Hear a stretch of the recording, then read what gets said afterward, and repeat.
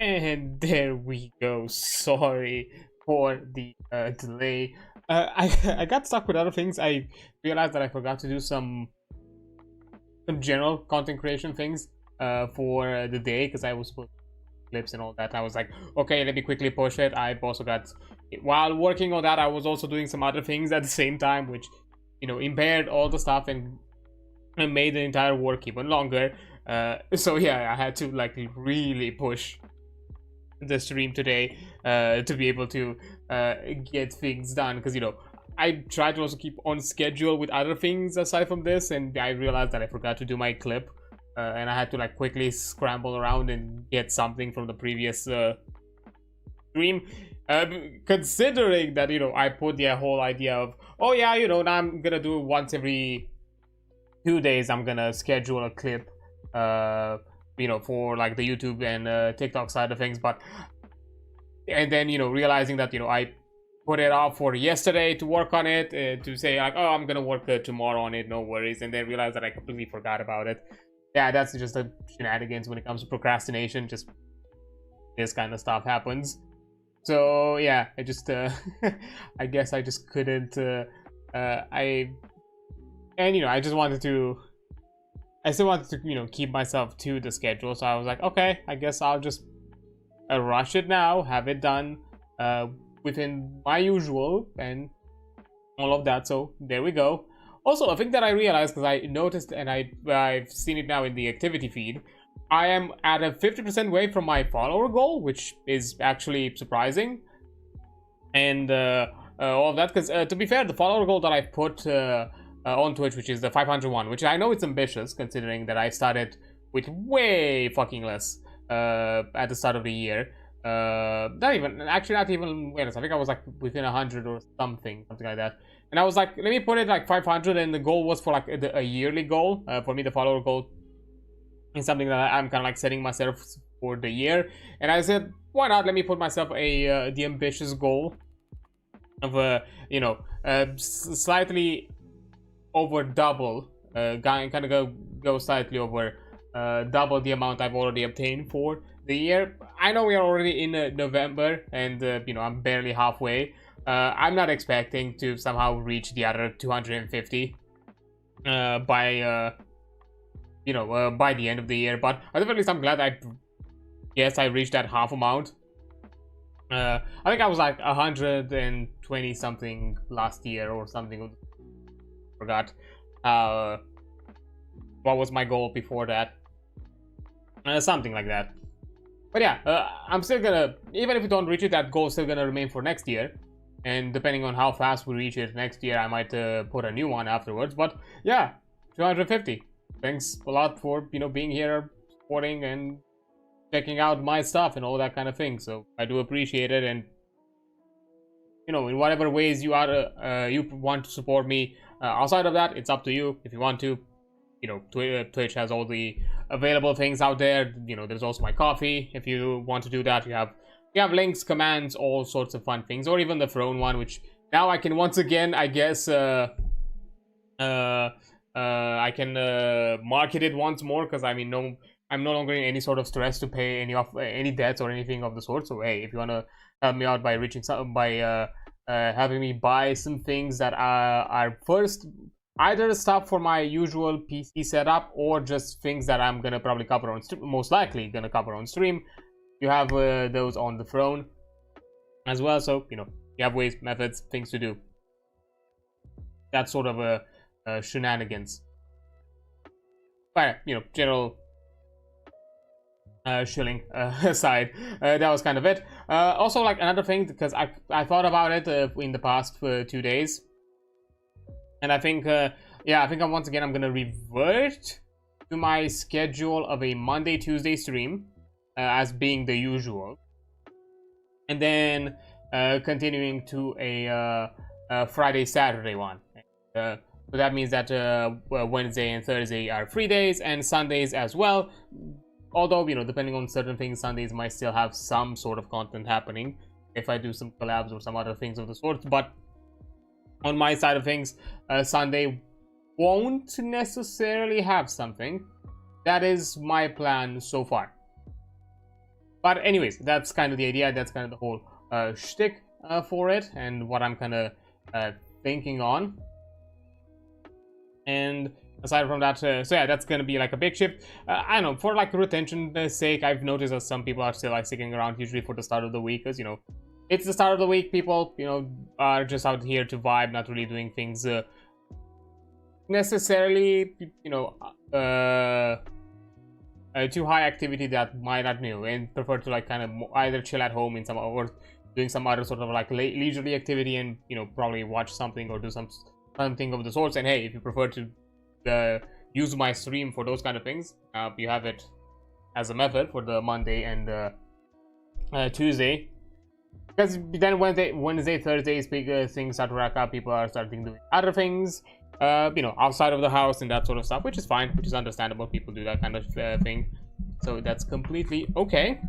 And then, you know, just the usual, you know, and then moving things into the weekend, because, you know, that's another moment where people might just stay in for a while, do some other shenanigans, other things, that sort of stuff. But yeah, and I've kind of already thought of a theme for at least for like the Monday stream.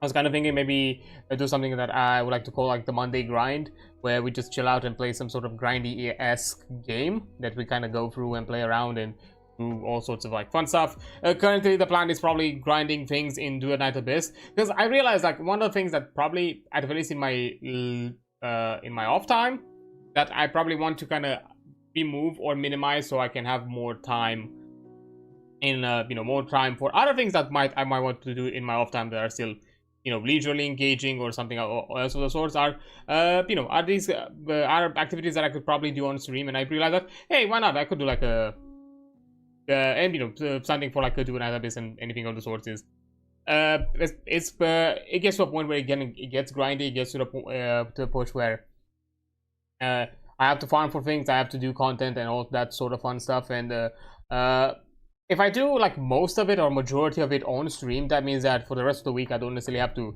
focus too much on the game. I could just, you know, do whatever else, or just jump in, jump out really quick for like maybe like a quick 1 minute, 30 minutes, because especially for games that I'm kind of dedicated or want to kind of give it them a bigger cut of my free time.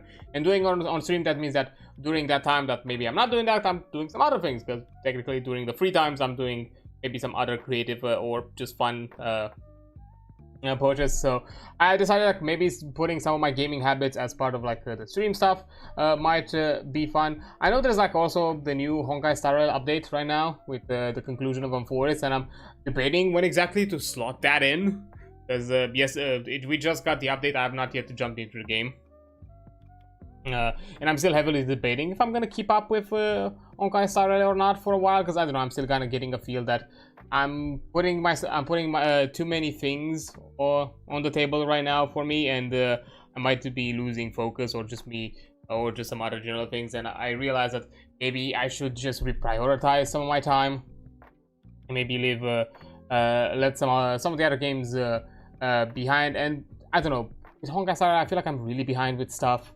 and I feel like I'm in a catch up kind of scenario right now.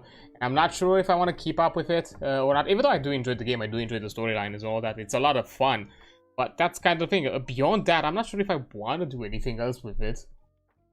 So maybe that's the only thing that I'm just gonna do with the game. Just occasionally jump in, do my usual kind of like major update content, and just leave it be, or maybe set on doing some stuff for like a specific day, or I don't know. I'm still debating. Like CC is probably the one out of the Mihoyo stuff that I'm definitely a bit more dedicated and kind of try to push being playing more of it, but that's kind of it. And I'm thinking more and more to kind of put Honkai Star Rail a bit to the side more, even though I kind of come back into it like a few weeks back. But it's one of those things where I just, you know, there's a point where I'm spreading myself thin when it comes to like dedicating my own time with you know, with games. Yeah, I'm thinking on it. I'm kind of see how exactly I'm gonna do that, but yeah, that's so yeah, that's kind of the plan. You know, which is gonna be initially focused on Do a Night Abyss. Right now, the idea and the plan for next week is, again, we're gonna do a Monday DNA doing at this stream. The goal for next 2 weeks is gonna be for us to get to the full end game content, because I realized, because I've jumped a bit into like a few things the past yesterday actually. The Mystic Maze is basically, if you're familiar with on the Hoyo stuff, with either the Hollow Zero end game content, or the simulated universe in Honkai Star Rail, is basically that. It's like a roguelite, hub areas where you have like either like some sort of combat style challenges, or maybe some other sort of like interaction things, and you just kind of go into like roguelike mode, and then you fight a boss at the end. Right now I'm still at the lower difficulties, and apparently completing each difficulty stage is getting you a few of the thoughts for Sybil, which are the currency to unlock the character, and a few contracts for her as well. Not Sybil, Isabel? Lisbel? I think it was her name. So yeah, right now I just done the first difficulty yesterday, something like that, and I'm planning to slowly progress into it. It's not right now a priority, because right now I'm actually farming for, I put my farming for Lynn aside, and I'm farming for Tabitha, and I need to do some more Sybil boss fights. And I've also seen, again, a lot of this stuff I'm also going to show it on stream and explain it for people who have not yet played. Because each boss fight gives you a set of letter rewards, a few weapons, a character or two, or something like that, that you can, I think just a character per boss, and weapons. And the way you choose which one you want to farm, so far at the very least, as I have it right now, it's based on difficulty. A specific difficulty of the boss gives you a specific letter, and only that letter. And currently, thankfully enough, for like the level 50 Sybil, it gives you the character letter, and the level before that, it actually gives you a weapon that you can use for her, which is really nice. So yeah, right now I'm using the level, doing the level 50, which is on level with me, which is completely fine. It's a bit kind of clunky, probably with her, I'm not sure if it has something to do with Rebecca and how her playstyle is, and for like lengthier fights where it's all about fighting a singular enemy that it's very beefy, is not really the best option for PvP. Plus, if I'm not mistaken, Electro might be actually weak. Not weak, not Electro. Hydro element might be actually weak to Electro, which is what Sybil is, and I might not have a proper team for her, so I might need to build someone else for that team. If I'm not mistaken, I think Electro is I think Hydra is weak to Electro, if I remember. I forgot exactly what is the chart. Actually, I can quickly look. Why not? Give it a quick look-see before I go. Where is it? Here. I think I have the tab open somewhere. Yeah. I do have it. Let's see. What's that guy? Yeah, team building guides. Yeah, Hydro is weak to Electro, Fire is weak to Hydro, Anemo is weak to Fire, and Fire... Oh, Fire is actually good for Electro, so I might have to build Outsider then. That might be a plan. Might have to build Outsider. To be fair, from what I've seen, for majority of characters, the support lineup for your main character that you're gonna play is Truffle and Tabitha. Like, even if Tabitha gives like hydro damage boost, she also gives a skill damage boost, and also she has a summon ability that also gives a skill damage boost, and does the crowd control to enemies. And it's really useful because a lot of characters are more heavily focused on skill damage, so she's kind of best in slot. I think the only exception where you don't use Tabitha is with Psyche, because instead of Tabitha you use Daphne, and that's it. Because she has like better supportive ability. I think the supportive ability might work a lot better for Psyche, guessing.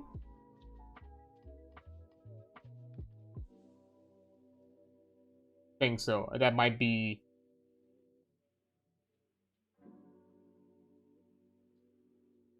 To be fair, Daphne does give like a crit damage 40% buff, but it does not apply to skill. doesn't apply to skill damage, but I guess Psyche is not as focused on skill damage as is as some of the other characters. So far, at the least, from what I've seen from people team recommending, and very rarely the Fox Hunter, the protagonist. I think for Lisbel, the protagonist is used instead of Tabitha, and also for Veronica. That's it. From what I've seen so far of the preliminary ideas, Truffle is kind of like a best in slot support option because she offers really good healing and general buffs. And then we can swap around between protagonist, Tabitha, or Daphne. So I think yeah, those are the support. Although I do wonder, because Hellfire has a taunt ability, I wonder if it's viable to have something like Lyn, because also like the Lyn team up is apparently has the Fox Hunter instead of Tabitha for some reason, even though Lyn is also focused on kill damage pretty heavily.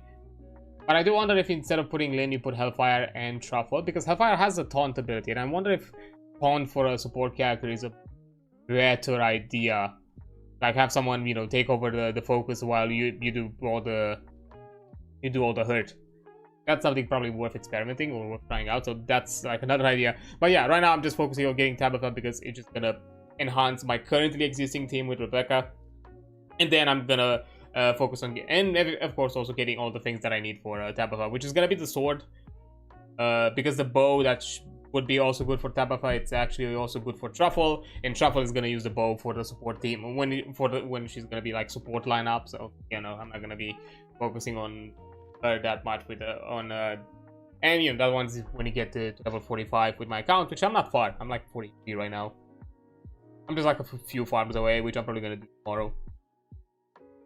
Like usually right now I decide like on a daily basis, aside from stream and some of the free days when I'm not streaming, I'm just focusing on doing my daily stuff, getting out, and then so I can accumulate a few queues for letters in the days where I'm deciding to farm. That's basically it. Then I step out, which is really quick, a few minutes, maybe like 30-ish minutes.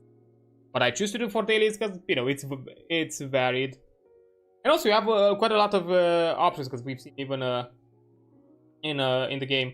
You have like 5 options, 5 attempts for the boss fight, and the first attempt you do for each level of the boss challenge is a freebie, which is really nice. So you can basically get a freebie reward and then do the boss fight or to consume one of the challenges. So that's really cool. But right now, as I said, I'm focusing on this work because that's kind of the plan for right now. But as I said, next Monday the focus is going to be to unlock the last tier of the endgame, which I'm not sure how fast that's gonna be. I'm hoping it's not gonna take too long. Hoping that we're probably close to it. So I can also, in my own time, if need be, I can at least give it a shot and give it a look, seeing how it is to farm, the current Daemon, which is right now Psyche, and how exactly she plays out. Although I might enjoy Outsider a lot more than Psyche, to be fair. I don't know. Psyche's her ultimate kit is good. I like her when she's like in her ultimate state. That dash skill ability, I don't know what's the deal with it. I still haven't understood for what exactly you're using it. So I've kind of decided to kind of put it on the side for the time being. So we'll see. That's just my general ideas of it. Not sure. I don't know. Maybe there is a use to it, and I'm not sure. I think it's kind of like a temporary taunt or distraction of some sort. Maybe it is. No idea. Again, it wasn't very well described in the ability description, or at least I didn't look too closely at it. But we'll have to see. Because yeah, I'm also like planning what characters to have, because I also have to think on the damage, weakness, whole shenanigans, because that's also a thing that you have to plan out for some. I'm guessing for higher level content that's gonna really matter.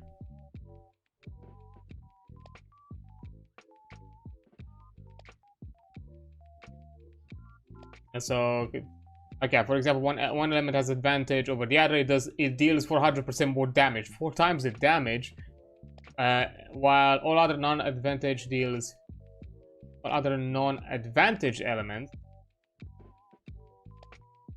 heal 50% reduced damage. So from my understanding, if I use Hydro against Electro, because I'm not the one advantageous with, I'm just gonna have damage reduction, which is why the boss fight feels a bit slow and clunky, because even if I litter the entire boss fight with the AoE stuff and I buff myself to hell and back, I'm still just getting myself pushed back.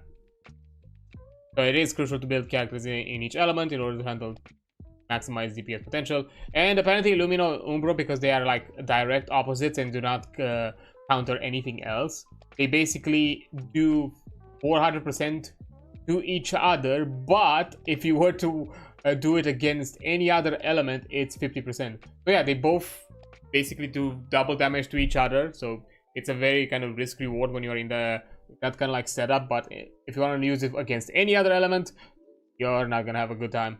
Interesting. So depending on the team up, but yeah, I have like plans. I'm guessing Outsider is definitely gonna be right now. There is no other animal option. So Outsider is definitely gonna be my animal option. I do want to get Sybil, so I think Sybil is gonna be my Electro option, which is still, I find it interesting. I'm not sure if it's gonna be something related with the story of why exactly you get Sybil as a unlimited farm, considering that she's like a big character that we need to beat.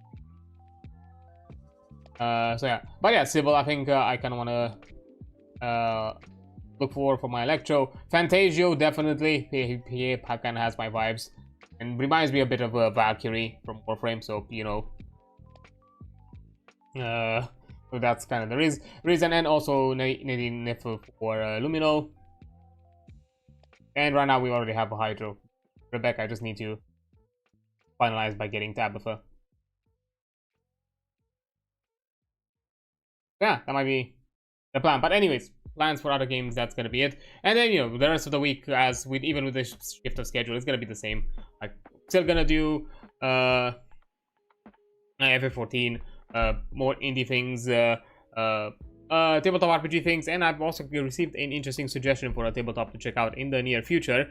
But right now we're gonna focus on looking over at Mithras, and then we'll see how that's gonna turn out. But yeah, that's kind of the plan. All of those are still the same. The only idea with the kind of Monday grind is that I'm having a set theme, but at the same time, that one is the only one that I'm also okay-ish with, you know, pushing aside or not doing something. Either that one or the Final Fantasy XIV one, depending on how things line up.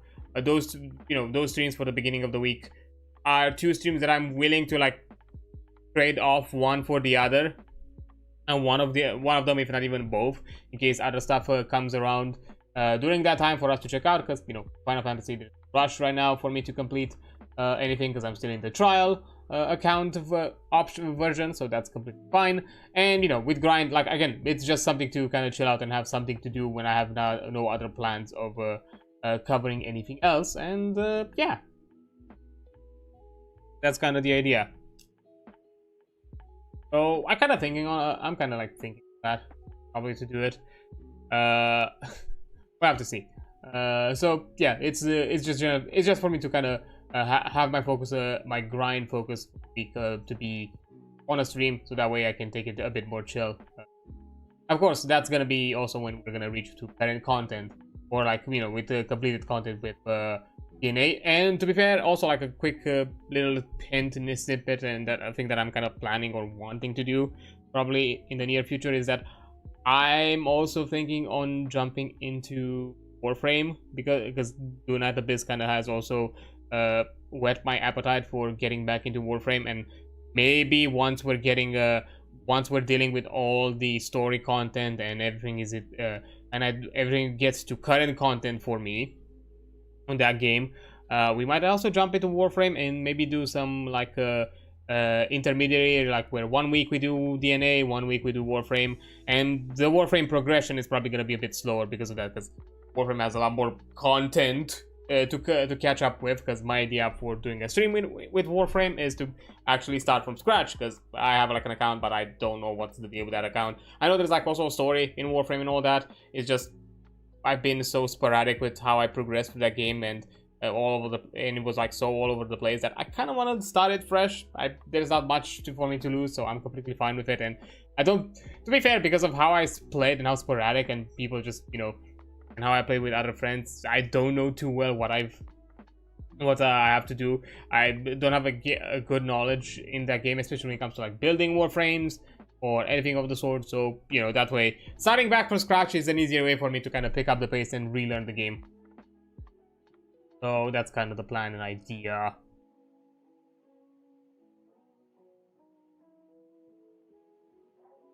But yeah, anyhow, I think that's enough shenanigans of this side of this sort of things for kind of like as an intro and getting ourselves into the general gist of things. So why not also jump ourselves into some Final Fantasy XIV. Today I think I might have a shorter stream just because of me starting late. So really sorry, but I'm not really feeling like I want to push like an extra hour. I'm not sure. I'm gonna think about it. It really depends on how we progress in game.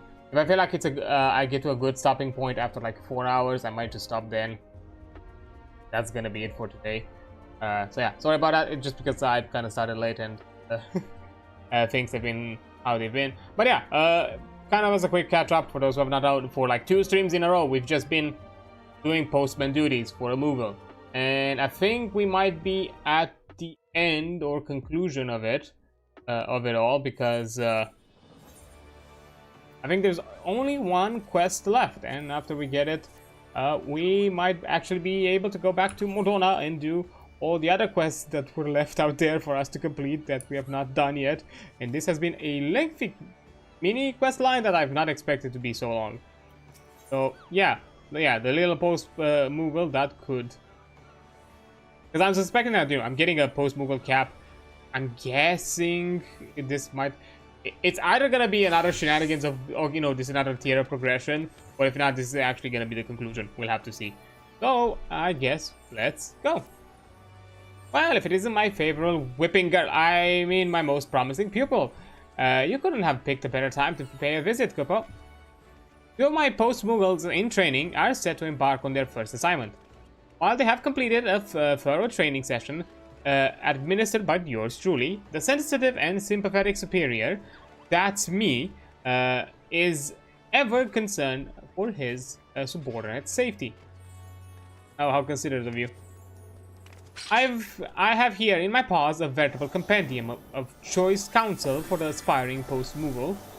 Your task is to deliver it to Raya Osena, in whose custody my subordinates have been placed, at Camp Tranquil. Consider it the next stage in your own training, Couple. Okay. Will do. Oh, hello there, Azente, I think. Thank you so much for following. I do appreciate it. I hope you're having a fun, wonderful day and enjoying your time. If you want to chat, you can chat. If you want to lurk, you can also lurk. That's completely fine on my end, however you prefer. But yeah, hope you have a nice, wonderful day and enjoy the shenanigans that is happening here. And how's it going so far? All right, all good. We just got into our the FF14 shenanigans for today, and just logged in basically, and doing a weird, quirky quest line of being like a postman for the Moogles. But yeah, it's fun, just chill, a chill sort of day, just doing quests, progressing through the side stuff for Realm Reborn, and then probably continuing with the MSQ afterwards. Which I'm not sure exactly when it's gonna happen because there's still a few side quests for me to do. But yeah. So, whatever is skipping that deputy post Moogle, he promised he'd drop by to offer some parting words of advice to his new recruits. But he's taken so long that they've already fluttered off. Have something for me? Don't tell me he was about to say the inspiring words in a letter instead of being here in person. That's kinda... me? Oh, nice. How are you liking the game so far? I am enjoying it. I'm having fun with it. It's been a bit because I've finished the leveling quest for Realm Reborn. Right now I'm just basically in the patch section of the game, like, you know, the post leveling, like, kind of like patch MSQ stuff. But, you know, before we got into it, I decided to, like, do all the side quest stuff, like, you know, then done the Hildebrand things, jumped into a few side quests here and there. You know, unlocked Red Mage because I was also level 50, so I was like, why not? Let's also play a bit of Red Mage after being a Dragoon for this long. I really enjoy it. I'm having my time with it. I know a lot of people have said that, you know, Realm Reborn feels like a chore, but to me, I don't know, I've had fun with it. It's not like the most amazing story, but it's not bad either. I don't feel like it felt like a slog for me in any way. I understand. I'm guessing and I'm suspecting a lot of people are kind of pushing that perspective because of how much they've kind of told me how better are the next expansions, especially starting from Heaven's Word. And I guess I can understand that probably once you start comparing the two, it's gonna feel like that. But I'm like, so far it's not bad. Like, I feel like, I don't know, people are, at times I feel like are giving a hard time to Realm Reborn for some reason, and maybe to some extent probably deter people. I've had fun with it. I've not seen it as a... Yeah, I saw it most to get back because the rest is really good, yeah. I'm guessing it's that whole thing. Like, if you were to, like, put it exclusively around Reborn without anything else, it's an okay experience and it's fun, you know, in its own kind of isolated form. But once you put it alongside all the other things, yeah, getting... it's more complicated afterwards to put it on a high pedestal, which I understand, which, to be fair, because I do know the history of the game, which, you know, I'm quite impressed and respect the developers for the effort they've done of, you know, basically shutting, closing shop for like a whole ass year, if not slightly longer than that, to be like, okay, let's rework the entire game and do it better. So I can understand that in some places here and there, it's still, it could have probably been better, which has been shown in the future expansions. It's because, you know, they had to rework the game from its foundation and also put the content on it back together. So yeah, I can understand why it might not necessarily feel as strong, or maybe in some scenarios a bit more bare bones in places. Or like, my biggest complaint so far, like if I were to have like a complaint when it comes to like stories, I feel like at the very least for the starting classes, once you get into the job quests for the starting classes, I feel like those are really rushed. I feel like the storyline of those jobs don't feel like they extend, or they don't feel like have a very linear progression. You feel like you jump really quick into like big things. Like, you have like a very slow build up for a few quests, and immediately like the next quest, it gives you a ton of things, or all of a sudden like it barely has anything. Like, for example, I really like the Dragoon or the Lancer stuff. I really like the starting class, the quest line for the Lancer. But once we got into the Dragoon, I felt very rushed. It felt like it cut a lot to kind of get through it and kind of advance you. I've also started playing a bit on a North American account, like a North American world. I've also have a Paladin. I really enjoy the Gladiator quest line. But once I'm now into the Paladin, I'm getting kind of the same feeling where it feels like it has to build it kind of needed a bit more oomph. It needed a bit. I feel like if they made those quests maybe a bit more longer and gave it a bit more substance, it would have felt a bit more impactful. Especially when you get like the job crystal, it feels like so underwhelming, like how you achieve it or how you seem worthy of it. That's probably my only complaint. It definitely seemed that it cut short on the class advancement storylines, but on the job advancements. But the class storylines, the starter class storylines, are actually good. But I've been told, because to be fair, my plan is, even though yeah, I'm playing right now a Red Mage, but my goal and plan is to also help out my queues in the future. I want to be a Dark Knight, so once I'm finishing with the AR Realm Reborn stuff, and we get into Heaven's Word, I want to unlock Dark Knight. And I've been told that Dark Knight has a really good quest line.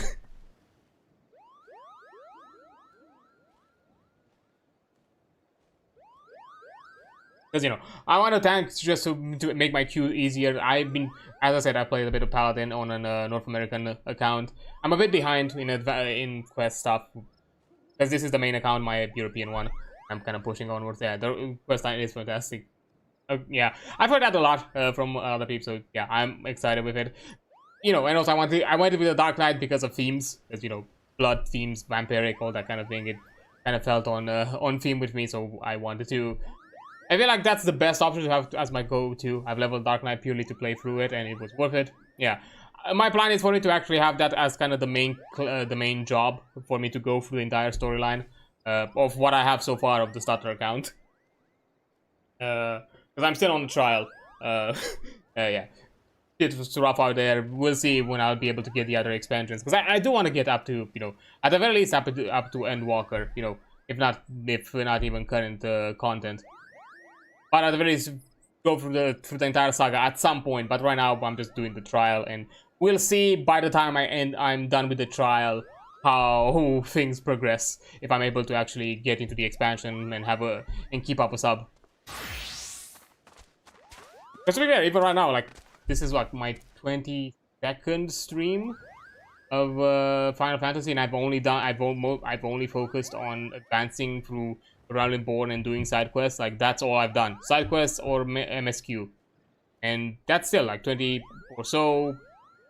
Let's say 5 hours on average. That's still like over 100 hours. I'm still not done with Realm Reborn. Yeah, the trial lasts forever. Don't worry about it. Yeah, I know, because you also have Heavensworth and Stormblood. So yeah, and as I said, I'm more than 100 hours in right now with this, and I just finished the leveling stuff, and I'm barely started to do post-leveling things. I'm not even in the MSQ post-leveling, so yeah, there's still a lot. So yeah, I'm not worrying that it's gonna be anytime soon, but still, there's gonna be a point where there's gonna be I'm hoping by then, by when I reach that point, I'm actually gonna be able to get the expansions. Okay, so yeah, let me also read through this so we can progress forwards. This game is not struggling with is the amount of content, which yeah, I can appreciate. I understand it with some to some extent that it can to some it feels like a barrier of entry, but the way I see it. And you know, I'm gonna paraphrase another content creator, Jesse Cox, who've done a wonderful explanation of this. And he has like a video on it of World of Warcraft versus the Final Fantasy XIV. You know, WoW is more of an MMORPG, while Final Fantasy XIV is more of an RPG MMO. It has a more bigger emphasis on the RPG scene, especially at the beginning when you just start in, where it's more about the story experience, you playing through. You experiencing the world, the characters, and everything around it. So there's no much pressure of you kind of reaching endgame, doing endgame content, being there with friends. You can take it.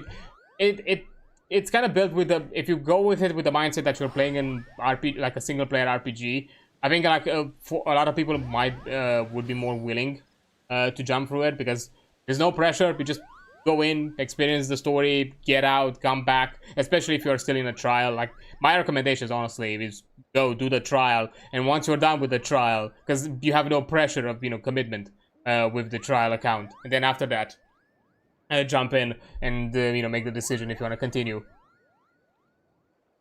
Because yeah, if you go like with the mindset that it's an RPG, I think like it's easier if you start with the mindset that's an MMO and you say like you have all this content that you need to pass through. Yeah, it can feel daunting, but up to all this time I've kind of played as I kind of play an RPG, because outside from the occasional dungeon and trials that are required by some of the quests I've done, there's nothing I've done that is multiplayer or that has been. And even with certain duties, you can do the duty support. I've not done duty support because I think of the ones available, I've only tried it once just to see how it is. Then I just decided to queue because it's usually faster to just have it with people. And not all trials or all dungeons have duty support yet. Yeah, the story is a point, not an obstacle, basically, which I think is it. Yeah, I do appreciate that. To be fair, that's a thing that I've also liked of OG WoW. Like, at the least, if we are talking about WoW up until, I would say up until Cataclysm, because I think like once Cataclysm shifted with the world revamp, that's probably when kind of the focus kind of got weird, because, you know, no longer had that no longer had that kind of connecting starting experience with the rest of the expansion. Now it's all felt kind of detached to each other. It's kind of maybe when it slowly lost it. It still has like good lore things, and I still have some expansions that I enjoy it. Like Legion, and I know there's Legion Remix right now, which I would fucking love to play, but I can't afford the sub right now. Legion is probably has been one of my favorite expansions in the past. I've not gotten a chance to get into World Soul Saga. I'm actually excited and really hopeful with the World Soul Saga, because it really looks that they are taking a bit of a lesson from FF14 with it. But unfortunately, again, the same shenanigans. Don't really have the funds right now to keep up with an expansion and a sub. So I just wasn't able to experience War Within and the incoming Midnight, which is a shame, because I would have loved to play them. Those are like the only ones that I've really been excited about in the near future. Like Shadowlands was the first expansion I've ever skipped. Technically, I've started from like early Kara, but you know, actual retail technically have bits of Pandaria up until then, private servers. But yeah, I've stopped playing. I played up until BFA. On and off, I've not been like a consistent player, just because, you know, depending on live things, I was able to keep up a sub for a few months. If in other cases I was not, so that was kind of the whole shenanigans with it. I've not really been like a big endgame player, just because I didn't have the opportunity. So, but yeah, Shadowlands was the first one I skipped. Initially out of like outside circumstances, but as the expansion kind of developed through its life cycle and seen where it kind of got to, I just decided, nah, I'm not interested, I'm gonna skip. And you know, that's when, like most other people, I've actually kind of been on an exodus, because technically, to be truthfully speaking, this is my second character here in Final Fantasy. I've played a bit of a Realm Reborn in the past, a few years ago. I've not played. I've stopped somewhere towards the end of leveling in Realm Reborn. That's kind of where I stopped. And you know, once I decided to do to stream, I decided, like, let me do a fresh character, start it from scratch, refresh that storyline, and then from that point on, just experience it on stream. Because that's kind of the point when I've also wanted, like, okay, let me like experience and see what you know, FF14 is about. And other things happen. Oh, I know what happened then. Baldur's Gate 3 happened, and I just got focused on that one for a long time afterwards, which is why I stopped playing, because it is what it is in that scenario. And then, you know, other stuff here and there. Yeah, and with Dragonflight, to be fair, I really like all the changes and all the work they've done and the direction they've started to go with Dragonflight. It's just, to me, Dragonflight didn't feel like it had enough to convince me. Like, I like all the changes they've done. It didn't have nothing extra aside from the evergreen changes that convinced me. Like, Dragonflight is cool, but aside from that, it was the same old, like, new continent, new endgame content, you know, like raids, dungeons and all that, and that was kind of it. Nothing more interesting than that. Like, Dragonflight was kind of like the new system thing that was put around as kind of like an evergreen system, and that was not enough to convince me. Although I've heard like Dragonflight is really good, which is couldn't be bothered to go for the expansion. And once they announced this Warsaw Saga, I actually got once again interested into, and I actually am interested in Midnight, because I'm a Blood Elf enjoyer. I'm such an elf enjoyer in the WoW franchise, except for Night Elves. Night Elves are like the lowest in the chain. But all the other ones, I'm a big elf enjoyer. Second, Forsaken, Death Knight, Undead enjoyer first, then elf enjoyer second, but still. And having a, you know, an expansion kind of focus around some of the elven location, Blood Elven locations. Blood Elves checks out, Lamau. Yeah, it had to be. Technically, my first main was a Warlock Forsaken. I've been, since starting Legion, I've been a Blood Elf Rogue, just because I really liked the Outlaw in Legion. That's been, and I've been also a Rogue in BFA. Shadowlands, probably still been a Rogue. I think I'm gonna be back into maining a Warlock, but probably swapping to Affliction, because I was a Demolock until then. Mostly because I really liked Demolock up until Legion. I really liked the Metamorphosis ability that then the Demon Hunter took, and I was kind of like bummed out that I no longer had that as a thing for my spec. So it's also like a lesser secondary reason why I started maining a Belf outlaw, but mostly because I had a lot of fun. It probably was my funnest experience I've had in a while, in a long time. With it, but yeah, I'm a lot of enjoying. Midnight has a heavy focus on it, and I would be excited. Plus the new allied race, the Andari, I forgot the weird Furbolg-esque looking allied race that they have like a druid with a bat form, and I'm like, I kind of feel obligated to kind of play that. Which, fun fact, technically my first ever max level character on a private server, not on retail, was a Tauren druid. That was actually my first ever max level character. Before my Warlock main, which was technically my first locked-in main character I played, and after a while, then the Rogue. So yeah. Oh, I feel like maybe this is a callback to the older roots of mine, and maybe be a druid again with that character. But who knows? Who knows if I'll get the opportunity? Anyways, also, let me read through this so we can also progress through the story while I yap around, because I'm just sitting here just looking at the dialogue. Be wary of low-hanging branches and remember to keep a wide berth of any gobu moss. I say, could this choice counsel be any more blindingly obvious? That said, I cannot fault the deputy post-bugle for showing concern for his subordinates.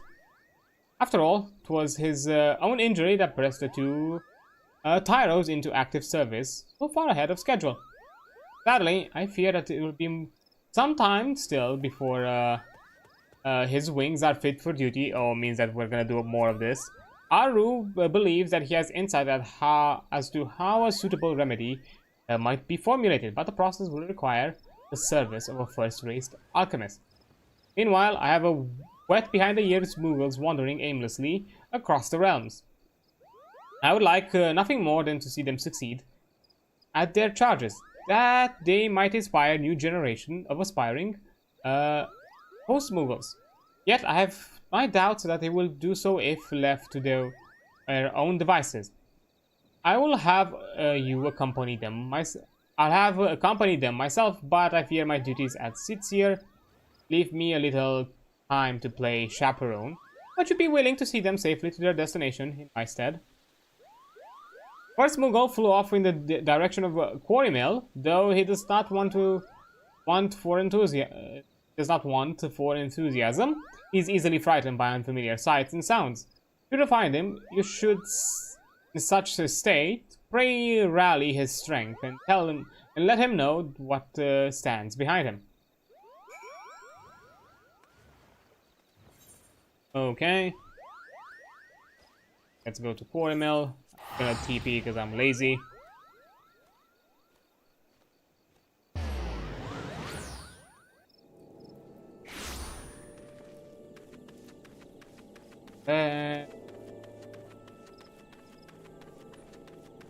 Obviously, it's gotta be out. Yeah. Ali. Oh, cheer up, buddy. Why, thank you. I dare say you've given me strength to carry on a bit. Wait a moment. I know you. You're the loyal delivery aura the deputy post-Mughal is talking about, Kupo.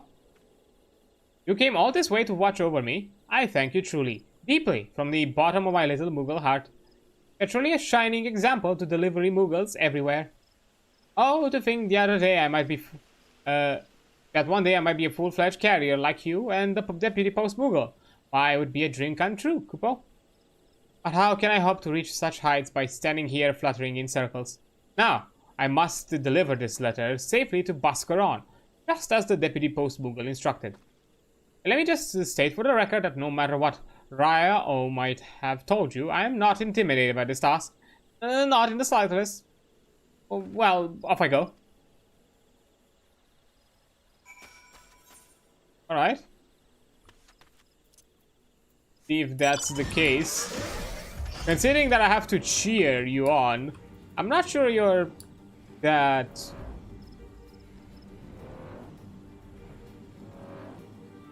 I'm not sure that if you're that stout of heart. Let's see. Ooh. Got one fancy character. Clarification, just because my brain could be confused. Referring on the Warrior of Light or referring on me on the model, because with the Warrior of Light, this is just the starting gear you get for the Red Mage. I literally have nothing else new. Technically, even my trinkets right now are not the best option. These are leftovers from my Dragoon.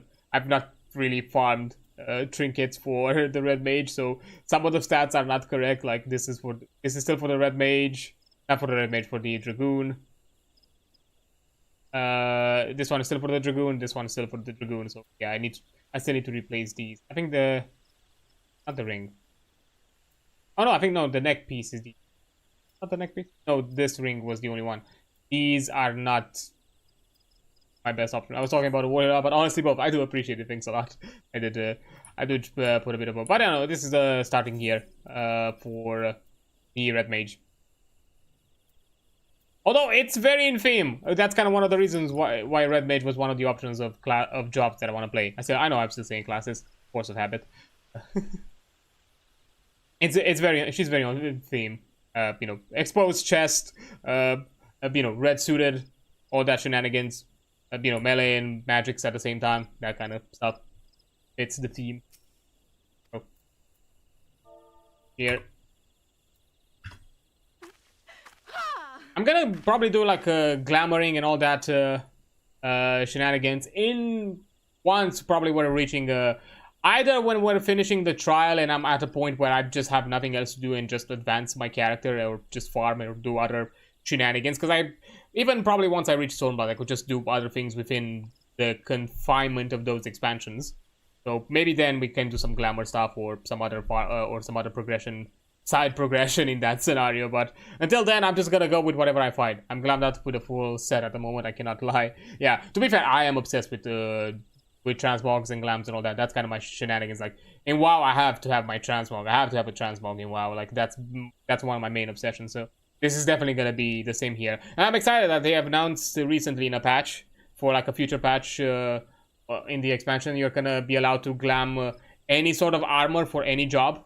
So you're no longer job restricted for your glams, which is really cool. So you can be, you know, a red mage but be fully plated, or anything of the sorts. And that's I think that's really fun. It's gonna allow for a lot of customization.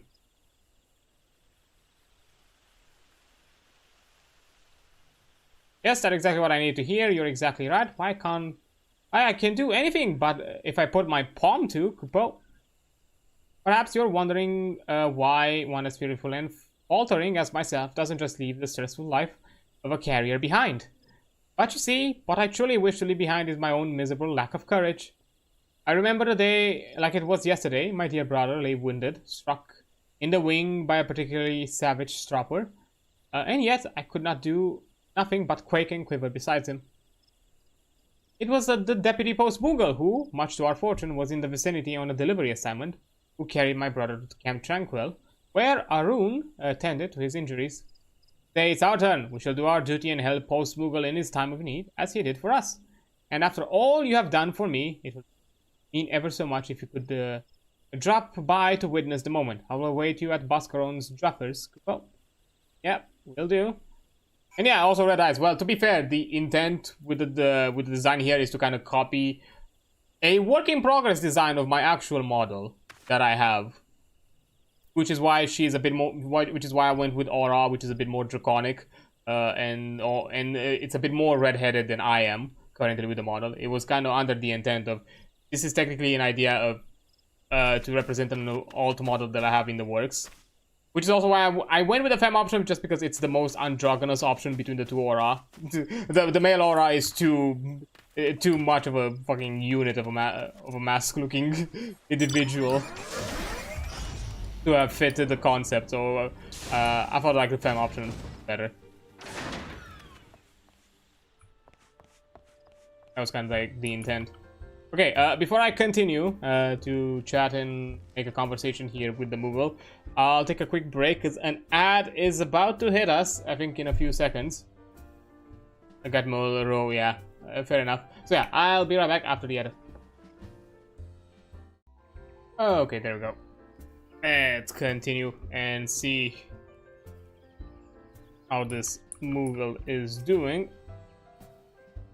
Okay, so I've made it. Aren't you proud of me, Kupo? Now behold as I deliver this letter straight from my paws to Buscarons while remaining stealthily out of sight, just as the deputy post Moogle showed me. Bloody hell, if it isn't a Moogle in the flesh! Talk about something you don't see every day. Oh no, Kupo, in my eagerness I've gone and blown my cover. Deputy post Moogle would never let me hear the end of this. So you Moogles like to stay out of sight when you make your deliveries, eh? No wonder the letters have a habit of appearing out of thin air. Sounds like a right thankless job, but you have my gratitude today. You hear that? Mr. Boscaron gave me his gratitude. Why, this might be the happiest day of my life, Kupo. Since you've proven yourself the capable swords, mayhap you could do me a favor. I have a letter here marked for Badron in Limsa that somehow has found its way here to the Dreffers. Oh dear me, this is doubtless the work of my confident yet careless brother.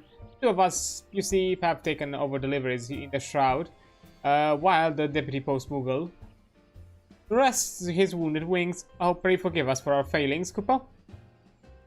You to the job, eh? You need to go flogging yourself now. Badron and I, well, our names and professions do bear more than passing resemblance. After all, besides, I dare say having the chance to meet my first Moogle is worth an errant letter or two. That said, it troubles me to hear that this associate of yours, Deputy Post Moogle, was it? Has come to harm. Might there be anything I could do to lend a hand? Speak of the need of an alchemist. I see. Just leave that to me, friend. If my memory serves, one of my regulars is something of an expert in such matters. Yay, connections. As for Badron's letter, have no fear. My brother and I will atone for our errors and see it delivered in the right hands. That said, for all my brother's bravado, I suspect that deep down he too feels a measure of anxiety about his first foray outside the Shroud. Might you be so kind as to escort him as you did me? It would mean the realm to me, Cooper. We agreed to meet at Gridania, our airship landing. I'll pass this letter along to him and wait for you to join us. Okay, Gridania we go.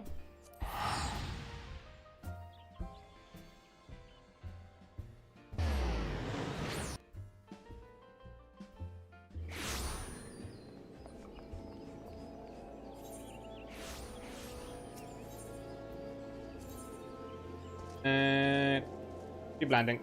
Go.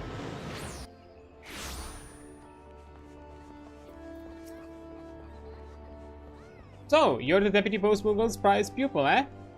Didn't he teach you anything about punctuality, Kupo? I just arrived. It took me not even a minute to teleport and get here.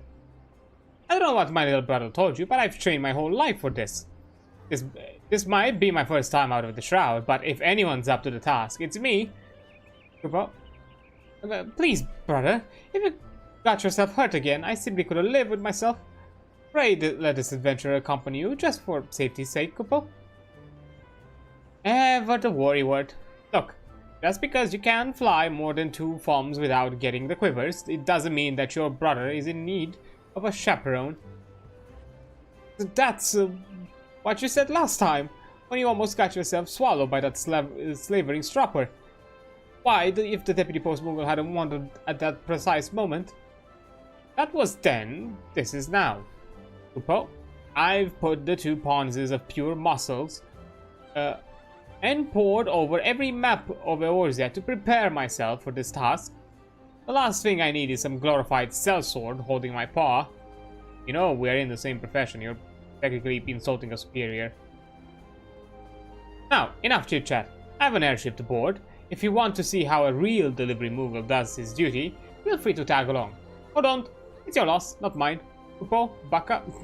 What? Nothing. Okay, airship landing in Limsa. Would it be faster to just... Oh, no, that's a different thing. I bet. It'd be faster Ah, fuck it.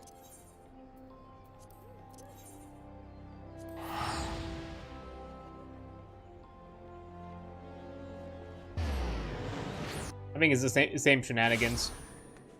Less. Just less cinematics.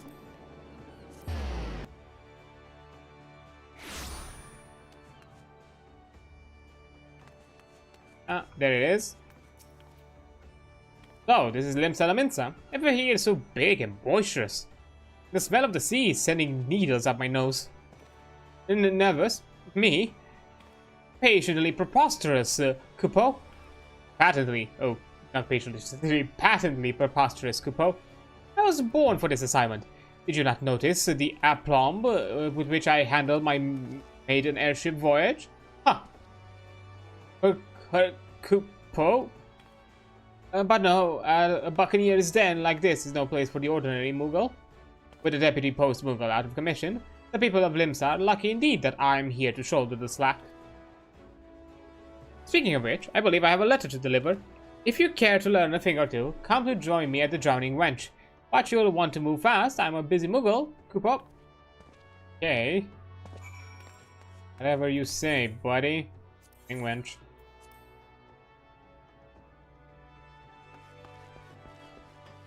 Whatever you say.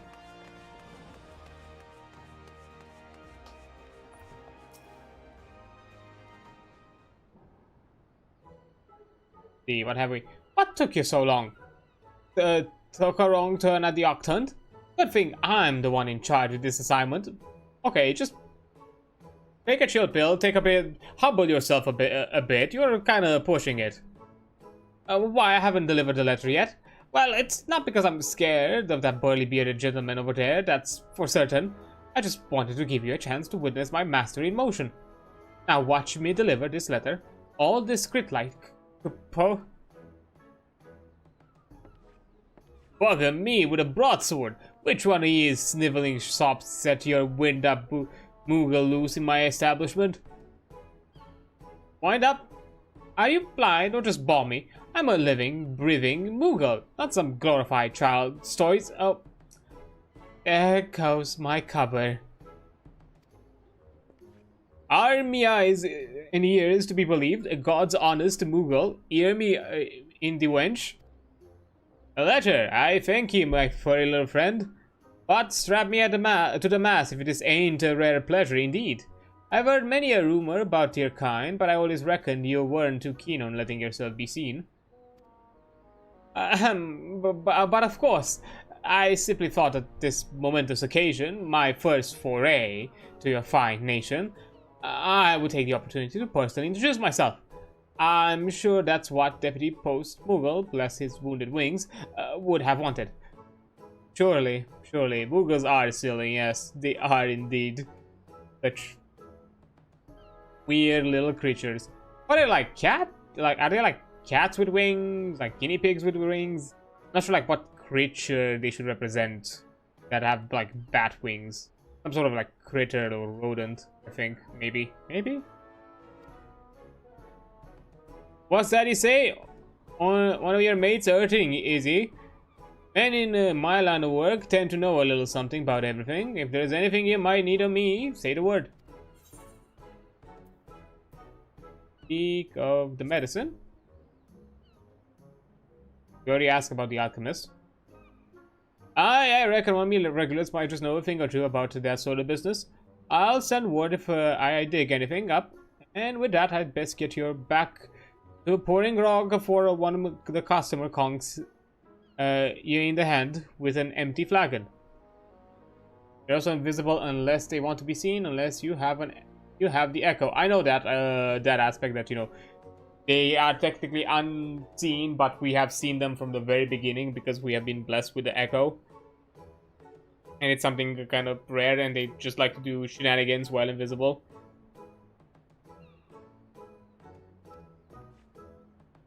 And the very the ones that are not post-Moogles like to do shenanigans. See? Because if I'm not mistaken, because yeah, I was a Lancer, so I had a Gridania intro. In the Gridania intro, literally, you meet two Moogles that just take from one of the NPCs, like drink and without realizing. See, I told you there was nothing to be afraid of. Exploring new environs, forging friendship with the locals. Yes, the carrier's life is the life for me. Well, surely. But what I've accomplished today will have even more far-reaching repercussions. Yes, once my fellow Mughals back in the shroud hear of my stunning success, they'll be beating down our doors to join the post-Mughal ranks. And since you've been such a loyal observer, I'll give you the honor of reporting my deeds to Raya. Oh, if only the deputy post-Mughal were here. Doubtless you would be moved to tears by my magnanimity. Speaking of which, I really should pay him a visit.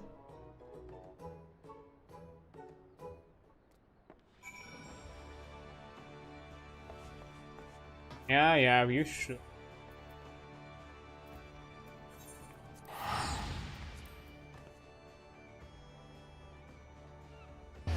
Now there's gonna be a question if this is gonna conclude the quest line, or if I have more postman Mughal shenanigans to deal with for today.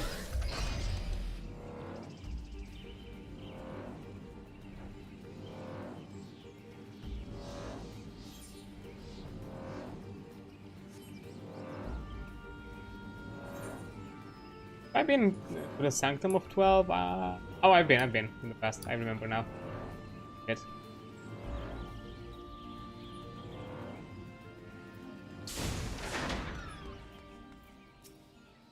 No. Welcome back. I hear these two's first assignment was quite the success, and that you played a pivotal role in seeing that it was so. For this, I thank you.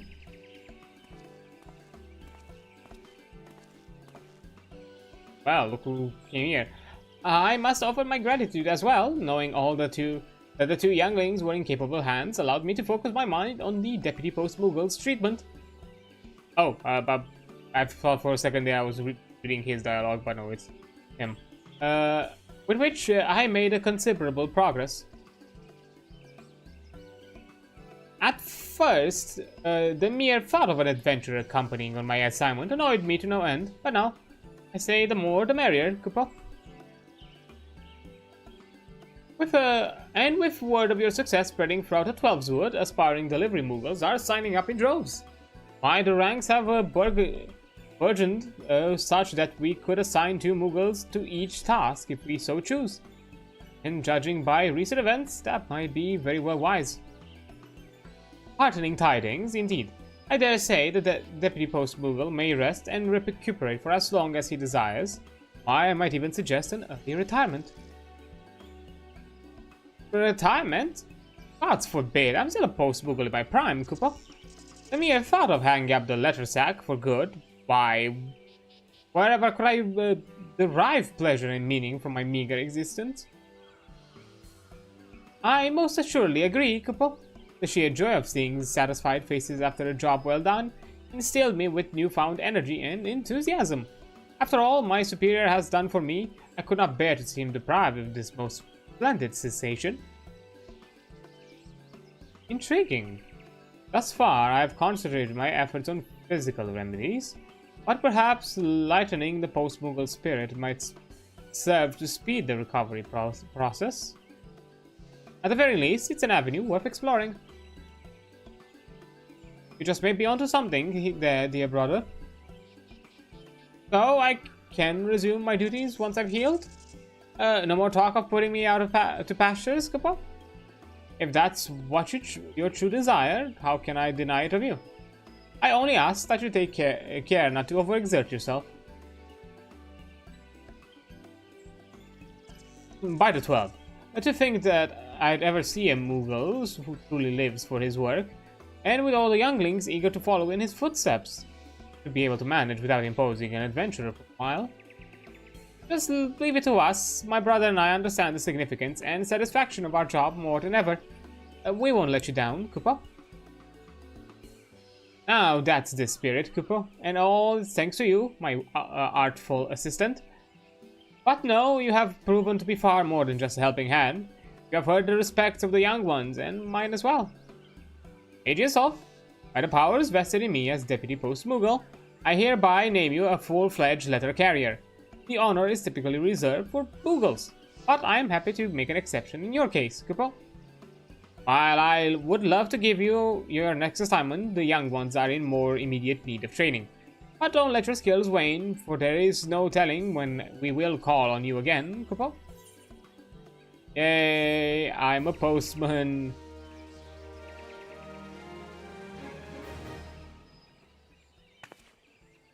Hurrah, level up? Kind of? 25. Yay, my reputation has grown. The deputy postman got promoted to a rank of full-fledged letter character. So maybe sometime before your next assignment, there be ever ready to return to your duty should the Moogle require your aid. This is the end. Let me go to Limsa to check.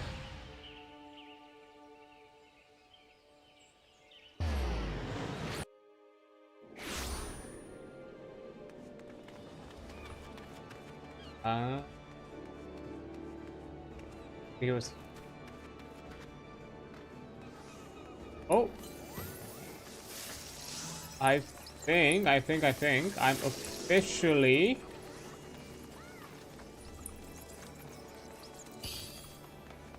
Yep, I'm officially free. I'm finally a post Moogle and got the hat for it. How wonderful. Look. Oop. Long zoom. Zoom. Honestly, it doesn't look bad.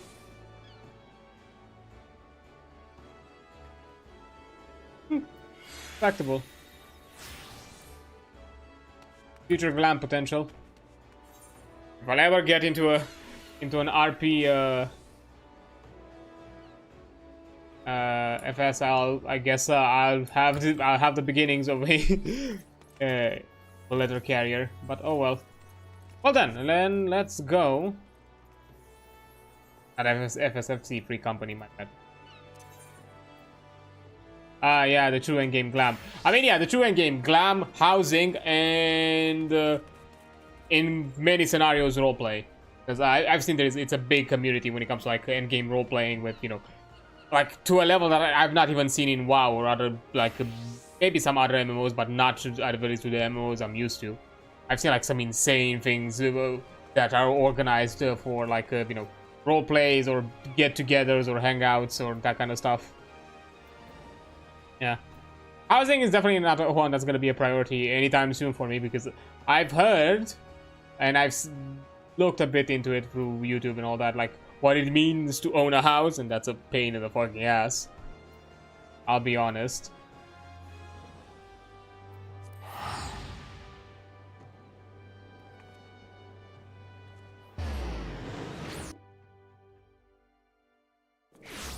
Houses are expensive now to get. Yeah, the expenses is one thing. I think it's more annoying because, you know, Gil you can farm and figure out. The more annoying part is the actual availability. That is just a pure ass kind of lottery system in a way. That just try your luck. Maybe you're gonna get it. Who's to know? Okay, so we still have quite the shenanigans. Definitely pirates. Okay, we're still gonna focus on. I think I could buy one though. To be fair, I'm almost not swimming in gil. Oh, I got about 40 mil. Yeah, to be fair, I don't have a lot, most because I am gil capped at 300k. So you know, I can't really have a lot of it. Yeah, I've heard it's a bit expensive, but you know, I think I'm guessing if you focus on professions or, you know, mats gathering and all that kind of thing, you might be able to do it. I'm not sure exactly how the economy works in FF14. If it's you know, if there's such a big need of, you know, of mats or items from other that could be collected from other players. Considering that you can have all the jobs, all the disciplines of hand and disciplines of gathering that you want, you could be like an omnicrafter if you're mad enough. Or have that kind of time on you. Which we'll probably do it at some point, because there is the the Relic Reborn for my Dragoon, the gay bulk that we could do. I'm not doing it mostly because I don't want to level a Discipline of the Hand right now to get the weapon that I need for this, because I don't have access to the auction house or the so yeah, because I'm a trial account, and also the weapon from the quest line is technically a downgrade for my Dragoon, so I don't think it's worth it to put that time right now. You just have the guild after a while. The main thing is that the game has no real guild things. I'd help you with the quest, but I don't think I can on trial them out. Yeah, I know. On trial you can't do tradings, if I'm not mistaken. Whispering you cannot do. Which honestly, actually, it's more annoying that you can receive whispers as a trial, but you cannot reply to the whispers, which is really annoying. Like, then why the hell did you let it be a one-way system? Let just the other people just block both sides. Because it's so weird, because I've like occasionally received like a whisper here and there, which has been like really kind from the community, and I was like, I wanted to reply in a whisper, and I've just, you know, shouted out in, you know, open chat, but I just couldn't, because I'm a trial. So I'm like, then why you give me this option? Like, why you're letting me having whispers? I can understand from my side why I cannot receive it, so, you know, to prevent bot accounts or anything of the sort to not sell bullshit. But why, you know, yeah, the community is super nice with stream. I know, that's kind of also the reason why I appreciate it. And actually, I've been also a lot more open with trying out the different things, and just, you know, like the biggest thing that I think like I really appreciate is the whole fact that in most scenarios, I've had like one exception. People are willing to wait for you, like when you're in a instance and you're watching a cinematic.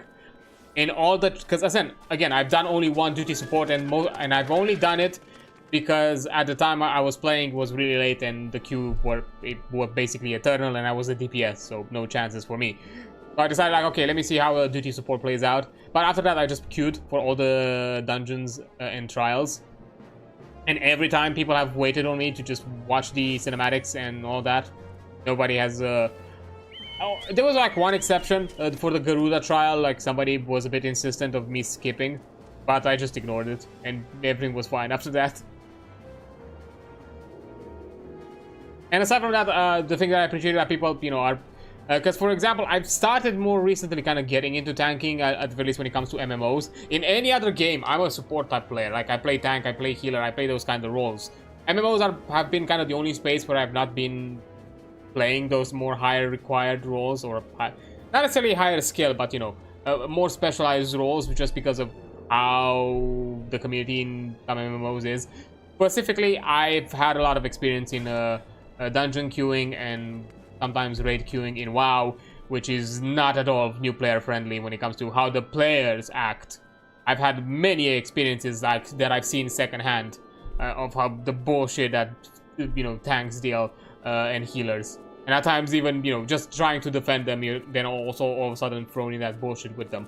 So yeah, it's kind of what deterred me for a long while time. And here I've been able to do it. People have been really patient. If they've not really complained if I've been slow with my polls. I've just taken it, you know, at my own pace. And at the same time, I'm, you know, or that I didn't really know the routes. Like, I was like, I'm not sure if it's also like a dungeon design thing, because at the very least for like Realm Reborn dungeons, they feel like dungeons are a bit confusing in layout. I'm hoping that's like just a thing with the ARR and the layouts are a bit more okayish in the future. Because at times I feel like I'm really lost in dungeons. Like, I don't really know it's not very clear to me, like, what's the golden path. But, you know, the community has been, like, wonderfully patient with me, and I've never had, like, an issue. I've tanked, you know, without much of a stress. Which I did appreciate, which is also why I kind of, you know, once I progress, I want to get a Dark Knight and have that as being the main job that I go through all the MSQ stuff afterwards. Plus, it makes queuing a lot easier afterwards, because I don't have to spend eternally to wait as a DPS. Yeah. So, magic technical difficulties. Slavborn has seemingly urgent message for you. Greetings. You've come just at the right time. A visitor is waiting for you in the workshop.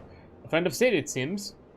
Realizing your preoccupation with other matters of import, I suggested she wait at the 7th heaven until your arrival. But she refuses to leave. I fear you may have a very brash client on your hands, friend. Oh, how wonderful. Okay, let's meet this irritable person. Oh, you do all side quests? Yeah. I'm not in a rush. Like, I'm doing, like, all side quests that I encounter. Like, if you want to understand how much side quests I've done. Because, you know, I've started as the Lancer. So, you know, you have the starting experience, like, you have the starting side quests in, you know, Gridania and all the, and everything within the Shroud. When I unlocked, you know, travel between continents, between regions, I've also done all of those side quests as well, including the ones in Gridania, or like the ones in Ul'dah, the ones in Limsa, the ones that are like really low level, like level 1, level 2, that kind of things, while when I was already like a level 20 character, that sort of thing. I've done them all. Like, look, as I said, I play this game with the RPG mentality, and I'm a side quest fucking fiend on RPGs. I'm not a completionist, but when it comes to quests and side stories and all that, I am a fiend about it. Like, if I see like a fucking exclamation mark, I do it. Like, there's some stuff here and there that I you know, I'm not doing. Like, for example, yeah, I'm not doing all the jobs or classes. No, I have like a selection for like each role that I'm gonna try. Like, I have like one for the healer, one for the tank, and also one for the physical range DPS, which funnily enough, all of them are within the trial. So that has been very convenient for me. So yeah, those are the only ones I'm gonna do, and probably sometime later I might beat some Disciplines of the Hand and Land, maybe. And depending, like for example, if I have like a quick side quest that unlocks me a dungeon, I'm not gonna do the dungeon, I'm just unlocking the dungeon and that's it. Because yeah, I've done like the Odin trial, you know, I've done the Hildebrand side quest. What the hell I've done? I think I've done some other side stuff here and there. Like, yeah, I want to experience. I want to see like what the content is and what was like available at the time and how was the game. Like, to me, it's not just about, you know, going for the main for the MSQ and just seeing the main plot line. I also want to experience that kind of, you know, what was kind of the general vibe of that, you know, of that expansion during that time. Because at the end of the day, I'm on a trial. I'm in no rush. There's no pressure. I have no sub, so I'm just taking my time and enjoying it and seeing how it was.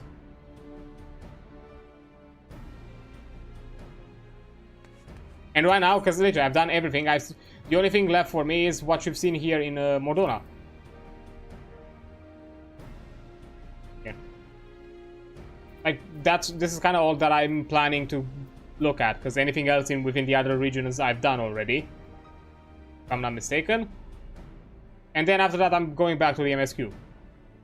So yeah, if you're wondering why I've had already 100 hours with this character, or technically over 100 hours with this character, and I've just passed the leveling storyline of Realm Reborn, and I'm just getting into the patches, is because of this. Because I've done all sorts of side quests. But yeah, I'm not doing fates, I'm not doing, you know, I'm unlocking levels whenever I have new levels to unlock, just unlocking them, so, you know, whenever I have to level something in the future, I have it already unlocked. Plus, you need the character to unlock it, so, you know, I'm doing it in that moment. Or later. That's kind of my focus. The only exception is, like, as I said, Relic Reborn. Technically, I'm going to do it. I'm just postponing it just because I don't want to put time right now to level a Discipline of the Hand. That's literally it. Why I'm not doing it now. Because otherwise, I probably... If I would have been able to obtain the weapon, the Materia Enhanced Champions Lance or whatever, I would have already I would have continued on it, but because it's a lot more investment on it if you're not buying the weapon, then yeah.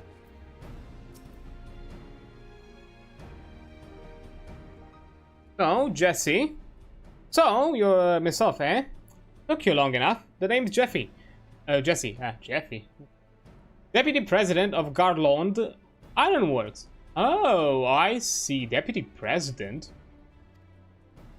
Don't look impressed now. In truth, I'm nothing more than an engineer, but thanks to you, filling Master Garlon's head with them damn fool ideas of heroism and saving the realm,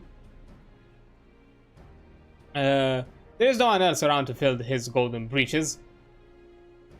To be fair, it's just a glam anyway. Yeah, because It's mostly for glam, because as I said, like, maybe if I didn't, because, you know, technically post quest line, you already have a few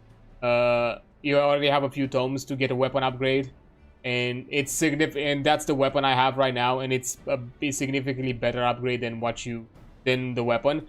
If technically I would have been with the weapon I had before, after finishing the quest line, but not buying, then yeah, it would have been an upgrade, but I've already had a better option. So that's like another reason. If it also was an upgrade, yeah, I would have considered it. But it's not an upgrade, and if it's just for a glam, later. I'm willing to do it later. Definitely, it has a story and all that. There's a bit of a story to the weapon or whatnot, but I'm willing to postpone it and deal with it later than doing it now, just because it's a lot more to do. Because it's just gonna be me out here grinding, and I'm gonna leave most of the job grinding and all that for, you know, probably once we are done with Stormblood or something like that. Whenever the fuck we're gonna be done with that. Basically at a point where if I'm still playing but I'm still on a trial and I cannot yet get the other expansions, that's probably when I'll do it. Otherwise, this is gonna be in the backlog for a long time. Okay, so you are basically the one that deals with the business side, while, you know, while Garland is the creative, right? That's what I'm getting. We've been busting our collective asses on these orders from High Wind Skyways and are still on scraping by. The real problem is, with Master Garland gone, productivity dropped like the knickers on a stone's throw strumpet. The company will be in deep if something ain't done. Sid's Tataru, I see. To be fair, yeah, it's Sid's Tataru, isn't it? Isn't she? And that's why I'm here. Sure, our machinists have made their fair share of chronometers and plasma lamps, but we need something grand. Something that'll have the clients on their knees, literally begging us to take all their sparkling gil. I want you to show me the Magitech armor you borrowed from our friends, the Garleans. What? I'm not showing you her. I'm not giving it to him. I've barely saved her. No, I'm not losing her again. Yes, I know that's our little foray. All about your little foray in the Praetorium. You can thank Biggs and Wedge for that. Oh, snitches. I reckon there's a lot we can learn from that Reaper. And after all you've done to distract Master Garland, I'd say you owe us that much and more. How is this? How am I taking the flak here? Come on.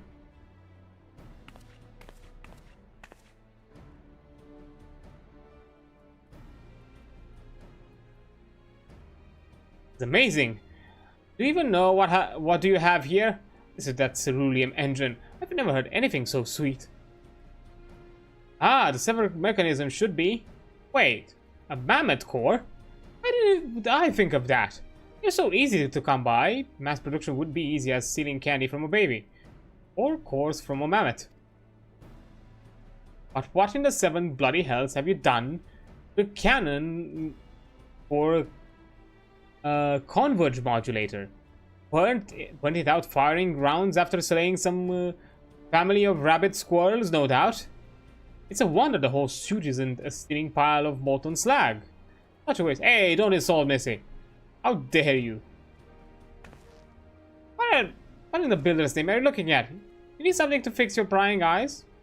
Try the wall. And you know, can't bear to see such a fine piece of work in such a sorry state.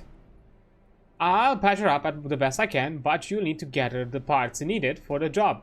Think of it as one of them adventures you seem so keen on. A make number 49 Magitech converter and a make number 50 Magitech oscillator should do the trick. What do those numbers mean? Numbers, Jason. What do they mean? Oh, and a Magitech cannon barrel. Make number 51. I can't guarantee it should be as good as new, but at the very least she'll be in a better shape than she is now. Which still ain't saying much. Stop insulting her. She's been a good girl. Done a lot of work for us. Eyes on me. I ain't done with you yet. That is, unless you know whereabouts one might stumble across a spare converter, oscillator, and cannon barrel. No? I didn't think so. Oh, here's a hint. It rhymes with Castrum Sentry. Get him from the mechs. Yes, Guardian May technology, it's what we're after. And can't think of any better place to find some. Off with you. Aren't you bossy?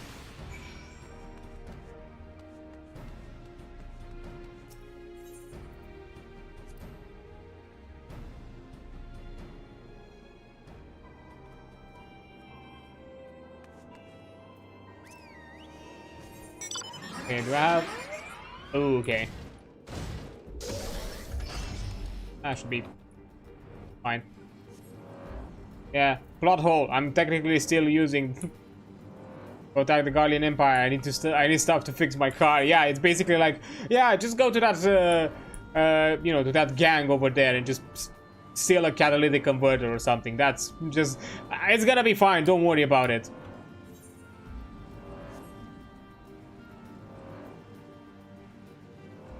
Crate, storage crate, storage crate. Okay, so everything is in crates. Nothing is like a drop. Okay, let me just... I see them from above. I don't know.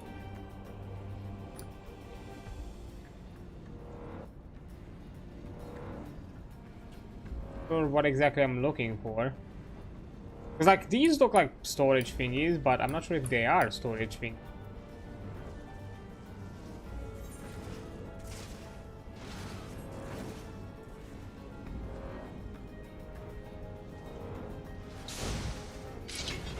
Oh, fine.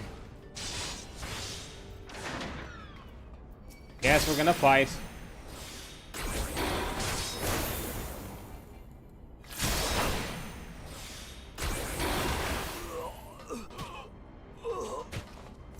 Yeah, it's these things. Just for some reason, they interact like Sparkle is so small. What you... Oh, great.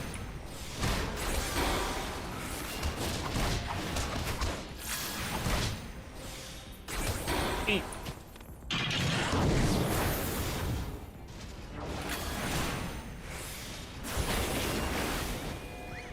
Gotcha.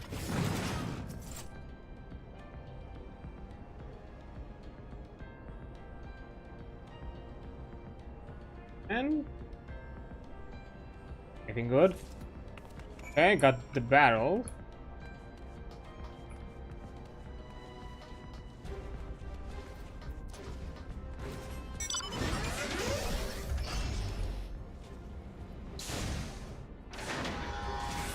Ah, damn you.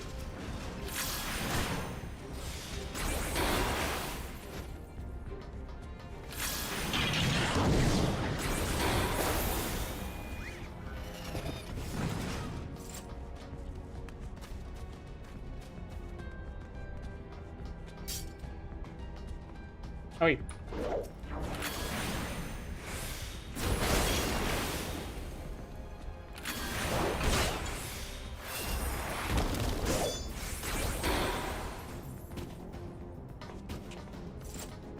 Okay. These crates.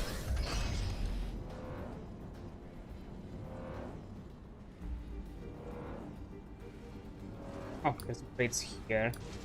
Yep.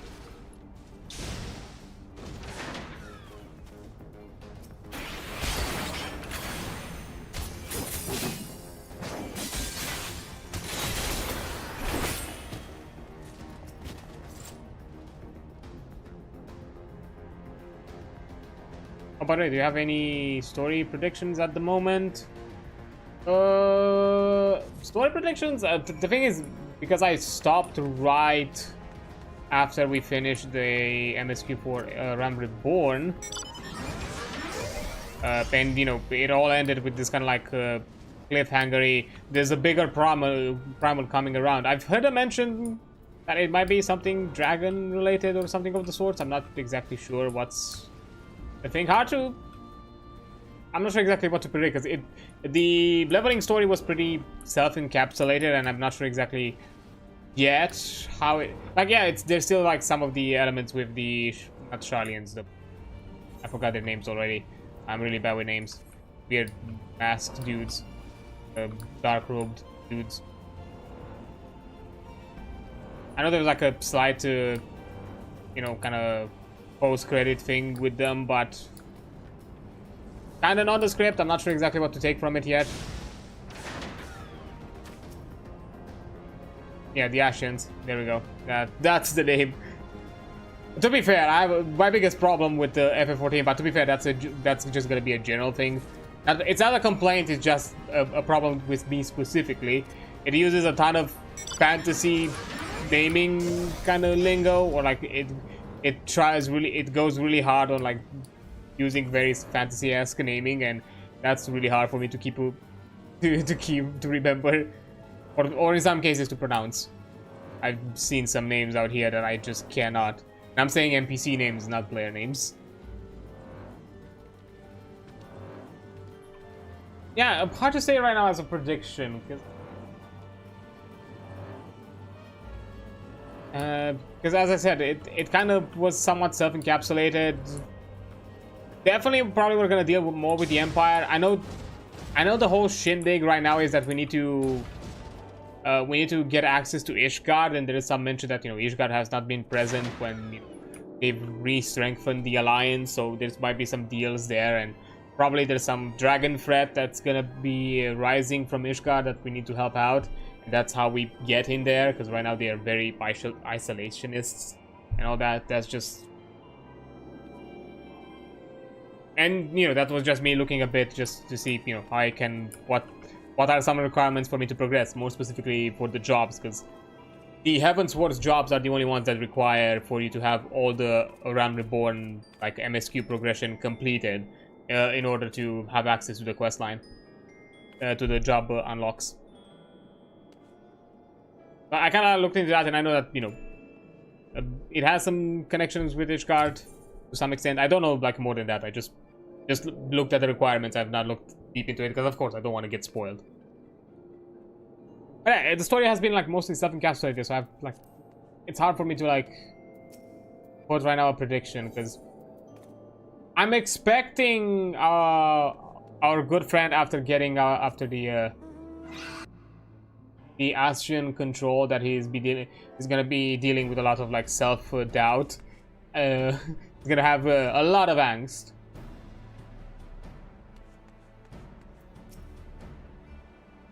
After we just exercised the Ascian possession that he's been dealing with.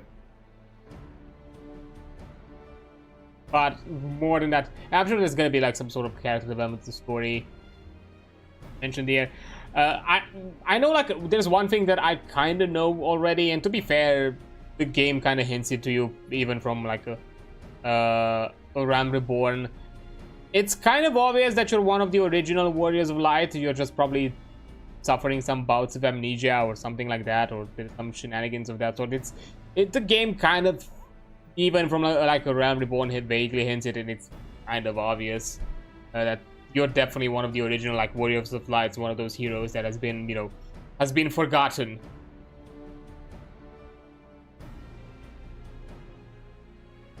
But I'm guessing because of, I don't know, trying to seal back Bahamut and all that shenanigans that happened during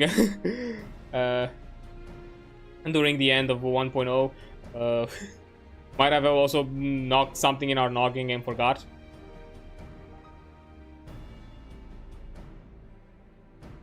Okay, so let me guess, you've lost, no, broken, no, traded for magical beans, the parts we needed. What's with this low impression of me? I've helped Sid. I've actually been an ally of yours. Like, I understand that you're like the business side and you have to look on surviving and all that, and maybe I'm out here to be like, you know, their, you know, drinking buddy kind of thing with Sid. But still, like, what the hell is this? Like, what's this behavior out of you? I'm helping you out. What a bit of respect. Plus, I saved the realm. Like, a bit of respect on the name. I stopped like a super primal. Well, color me mildly impressed. I was half expecting the worst and got, well, the worst. Don't get all giddy on me now. You're still not off the hook for stealing away Master Garlon. But I'll admit, beginning to see why he might feel the need to latch himself onto an adventurer like he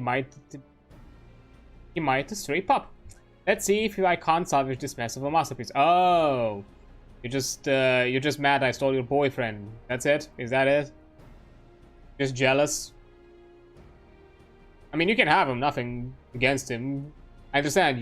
You like that flavor of tism that he has. No judgment.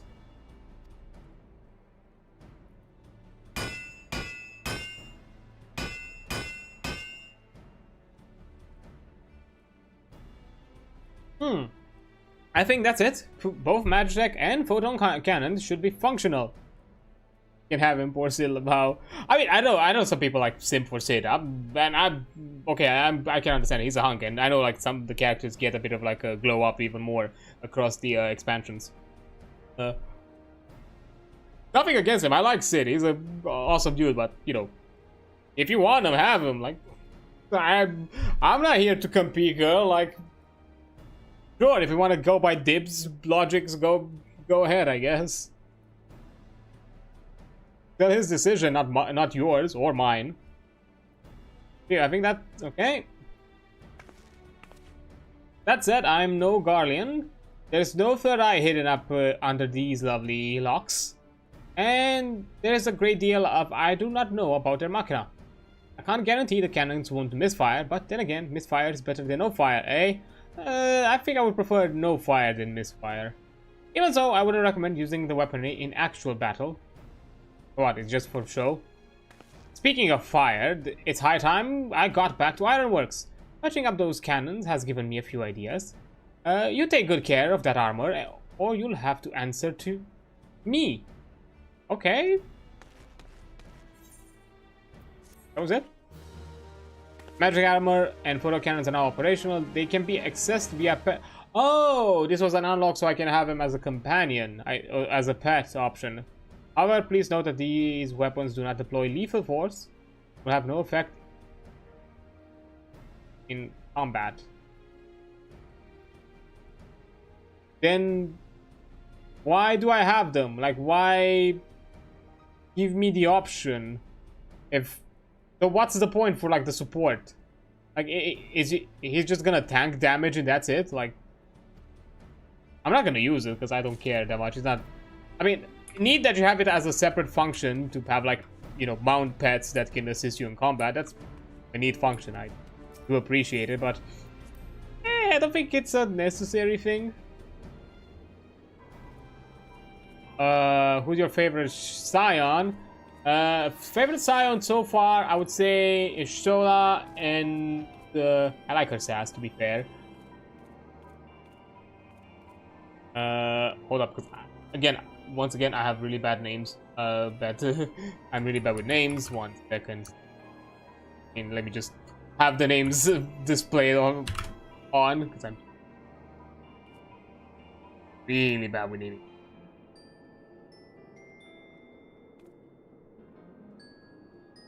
Isn't the wiki gonna give me a list? Really?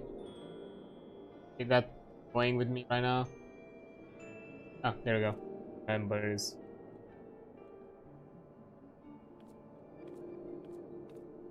I do like Thancred. I think like Thancred is gonna be in a big kind of ammo moody phase after the whole shenanigans with the Ascian possession. And I would say honorable mention Papalimo and Ada, just because I love their dynamic between each other. That's out of the ones. I mean, Iveria is okay. I like her. Urianger, I mostly enjoy him just because I know I think it's just gonna be in a Realm Reborn, because I understand the voice casting has been changed after this expansion for like a lot of the characters. Urianger is also a slight honorable mention. We haven't really seen a lot of Urianger, but I like him just because he has he has lore from is the same actor that voices Lorfamar in WoW. Similar with Thancred, I like Thancred because it's Taliesin Jaffe. But I also like Thancred as a character. But yeah, Ishtola is probably one, Thancred, and I would put Ira and Papalimo as a duo, just because I love their dynamic between each other. I kind of They have like elderly couple kind of energy to them, and I do like that.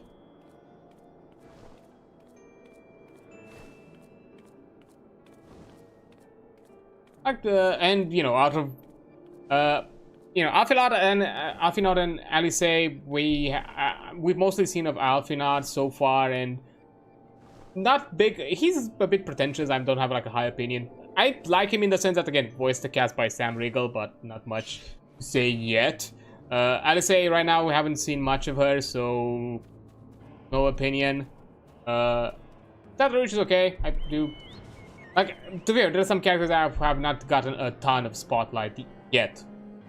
And I know there's probably going to be, because as I was looking through the list, I see that there is a longer list of scions that we're about to meet in the future. So yeah, Alfie is pretty mature. Yeah, he has a bit of kind of a bratty twink, and I don't know. It just so far, like right now, bratty and a bit pretentious, and I don't vibe with it for now. Design wise, because I've seen like his design later on, he has like a glow up. I like his outfit in later like expansion, similar with the Shtola. But yeah, I'll take a quick break. There is an ad right now, and I will return after the ad break. Okay, there we go. Let's continue. But yeah, to kind of quickly kind of close off what I mentioned before, because I think I got slightly interrupted by the ad. Yeah, I really like design wise for some of the glow up designs that we get later on. I do like Alfinod's like newer outfit, and also like Ishtola's. I don't know all of the outfits. I've not heavily looked into it, but from what I've seen from the fan art that occasionally kind of hits my feed, they've been nice. Okay, let's see. Legacy of a Log. Elderly garbed man visiting Revenant's Toll has some information which might be of interest to an experienced adventurer. Do I know you? Ah, unless I'm very much mistaken, you are the famed adventurer who bested the Guardian's Empire General, are you not? Great adreansulph herself? Amazing, and more than a little serendipitous. One might even call it fate. But I recently received a word truly unique. A truly unique opportunity, you see. An opportunity the likes of which none but one of your proven worth could take advantage. The reward, not less than the accumulated knowledge of a fallen civilization. The risk, a single misstep could cost you your life. But that is a little danger to a storied hero such as you. One with absolute confidence in her own abilities stands to profit handsomely from this venture. No, I crave no recompense for my part in bringing this opportunity to your attention. The historic discoveries you shall make will be reward enough, I assure you. If my word have feigned the flames of your curiosity, then I bid you seek the man by the name of Rambrose at Saint Cognac. Cognac? Oh, it's almost cognac in a way. Cognac's find? It is he who stands the doorway to untold marvels, awaiting the arrival of a champion bold enough to march across the threshold. Okay, what's the deal with this? I know this is like quest that either unlocks content and the other thing. Fires projectiles at this in battle photos. So what? These are just purely for like the visuals. That's it, for like the aesthetics. Okay.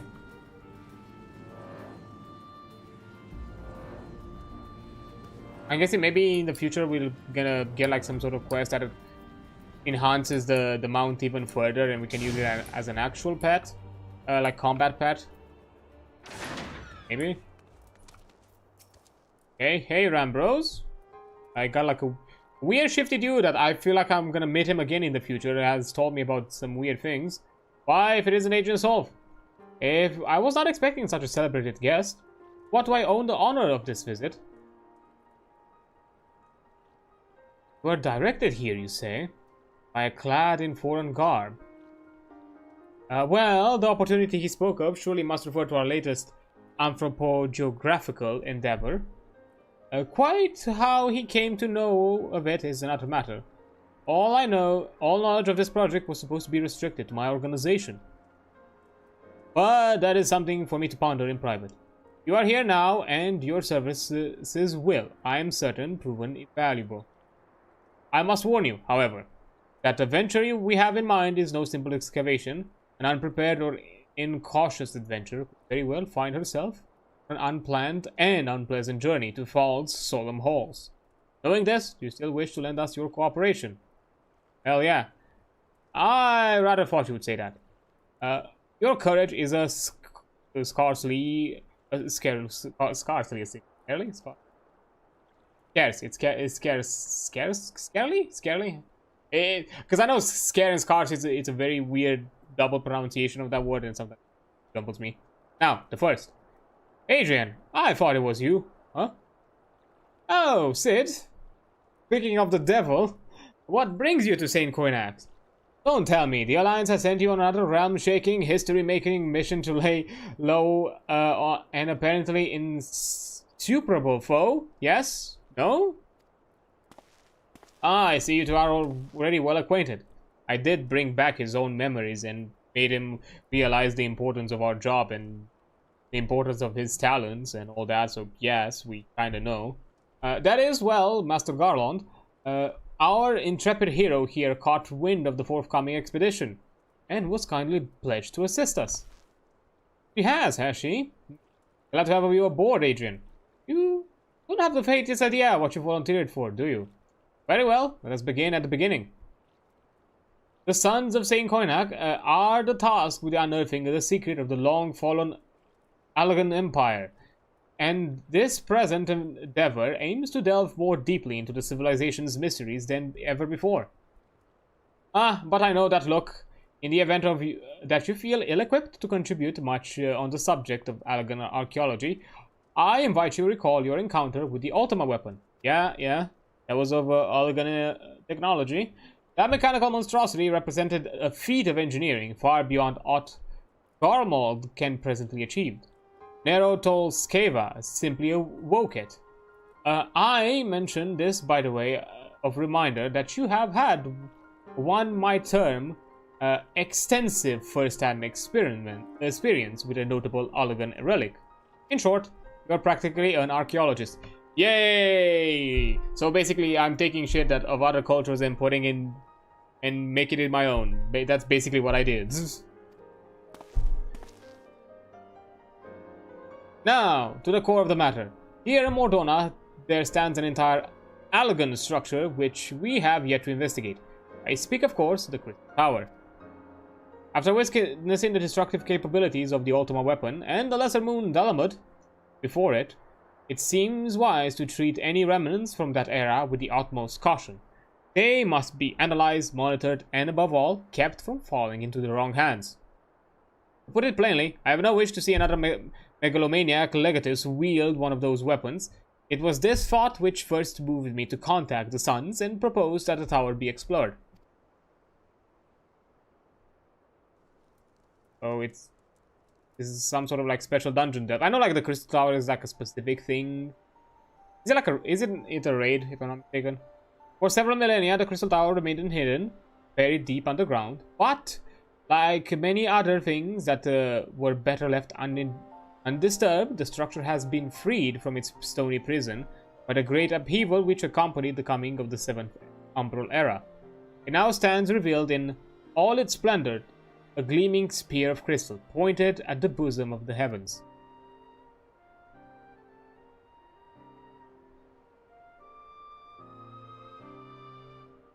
You'll see, no spoilery, no, fair enough, fair enough.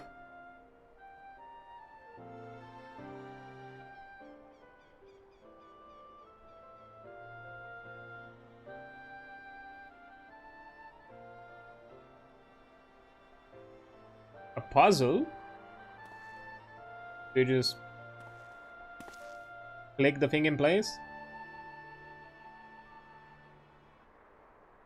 Or is it a trap? Oh, it's a shield. Fair enough. We believe the tower to be a repository of much of the ancient wisdom. Unfortunately, its entrance is guarded by formidable defenses. We cannot so much as peep through the keyhole, much less set foot inside. Defenses take the form of statues carved into the likeness of giant swordsmen. 8 sentinels, as the sons are wont to call them, is the first barrier we must overcome.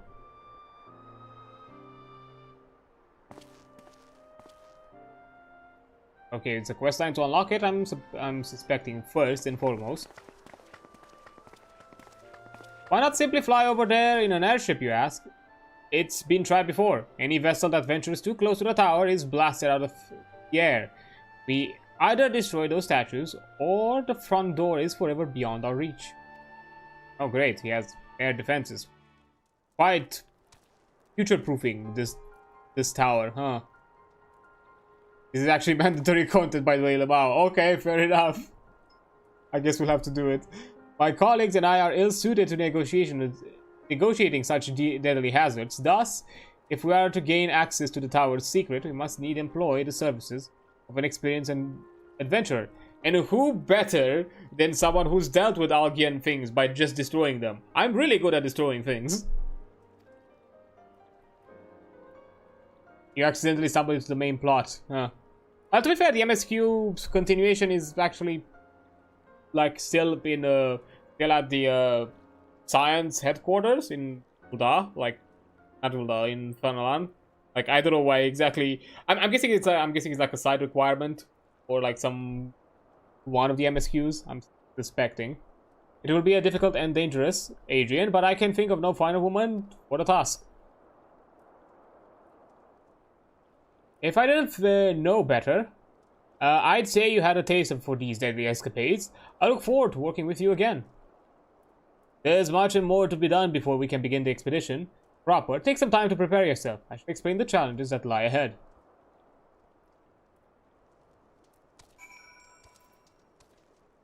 Okay, we shall speak.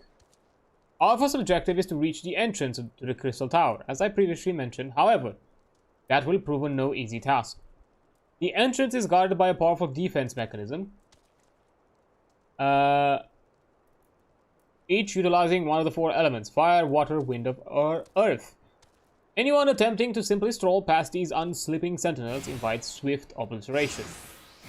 Based on the Master Garlon's analysis, however, we are reasonably certain that the attacks of these lethal contraptions can be reflected by using crystals of the corresponding element.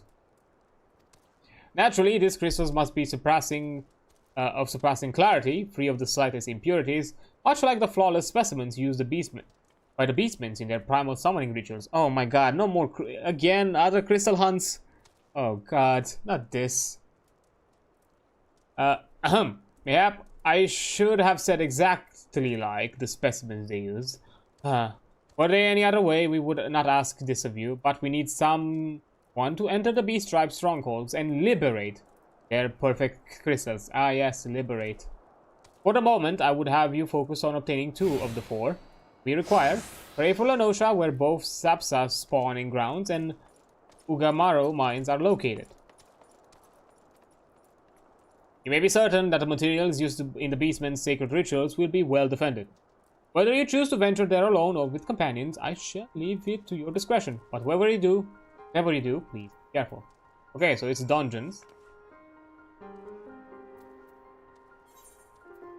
Oh no, it's not dungeon content? Okay. Oh, it is. MSQ would not allow you to continue past the point without finishing this, basically. Or relevant stuff will occur. Okay. To be fair, I know that the MSQ also pushes you into doing like some of the raids and trials as part of the storyline advancement. So I know that is a fact. So it doesn't surprise me that, you know, I'll have this as a requirement to complete. Well, I guess I don't mind doing it now. Why not? It's side story progression that we shall do.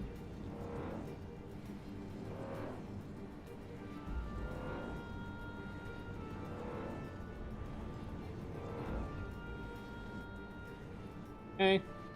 I mean, they're not too high level, so I think we can manage. Worst case scenario, I can swap to my Dragoon higher level.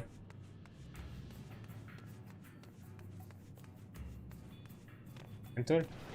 Can. Oh. Ah. This might be a thing. Let's see. Let's see how we do it.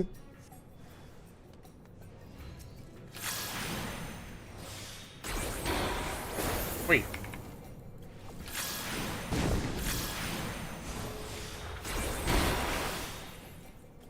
Okay. Chill.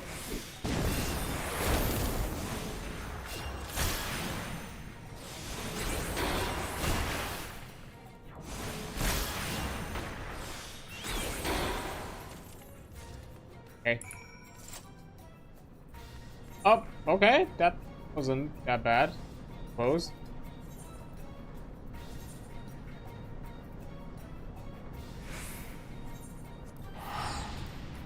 Like when it mentioned like you need a group, I feel like maybe it's gonna be some content that, or like some sort of like combat challenge where I'll need to like clear out like a lot of enemies, and it's gonna be challenging as a solo player, but okay. And I am on level because, you know, I'm still level 50 with the red mage. Like my Dragoon is higher just because of for a good while it still had a world XP bonus when I started the character. Yeah, 57.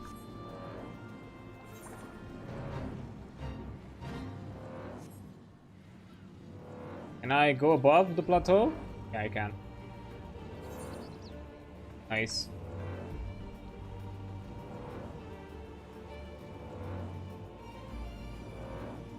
Also, this is kind of how flying should be given, in my opinion. Like, have it as a reward for after completing the main storyline, or like the main quest line of the whatever region you are playing in. Because, you know, you've already explored the entire location on ground, so, you know, as a reward now you can get the convenience of just going everywhere by flying.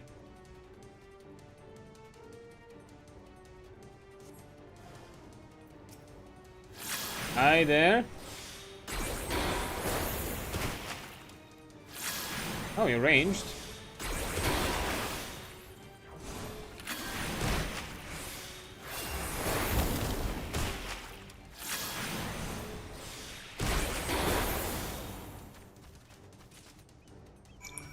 Well then.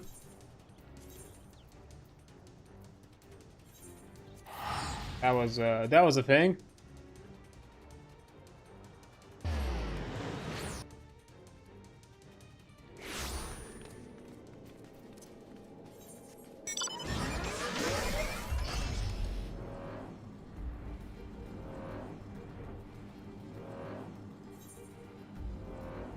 Okay, so we got 2 of the crystals, we still need more. Yeah. And for each of the main elements.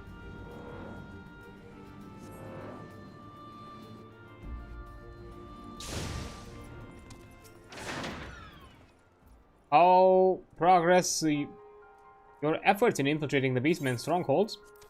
Here, crystal. Oh, these are the famed flawless crystals of the beast tribes. I've seen countless specimens from I know not how many excavations, but nothing compared to these. Sorry, hiccup. Their purity is astounding. You have done well. These, in our possession, we lack only the crystals of fire and wind. The former lies in Zarak, or Zaharak? The war camp of the Amalja in Fanalan, and the latter in Natolan, the roots of the Ikshals in the hills of Koerfas. I can expect them to be as closely guarded as the first 2, if not more so. Still, I look forward to receiving your word of resounding success.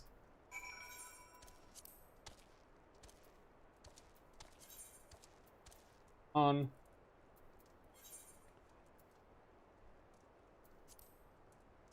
It's equal distance. Matter.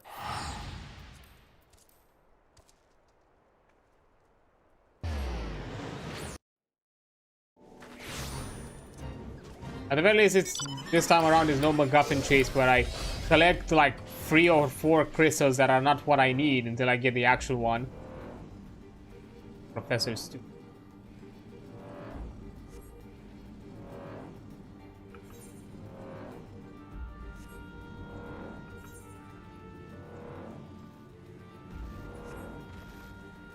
Is it a cabin or can I fly above? I think I can fly above. Looks more like a roof. Yeah.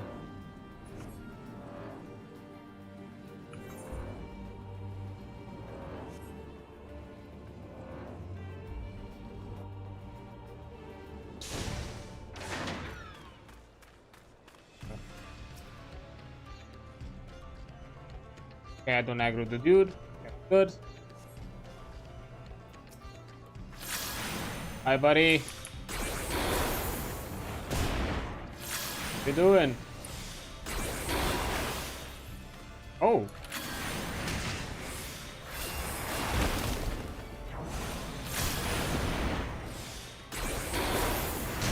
Ah.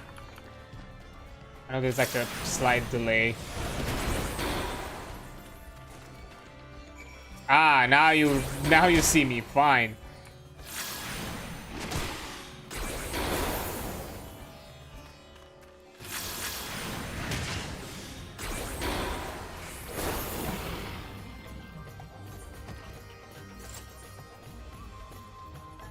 And over first. Back all stomping grounds for my Dragoon. And probably new stomping grounds for the MSQ. I mean, we've had a good chunk of the MSQ here as well, so airship shenanigans did.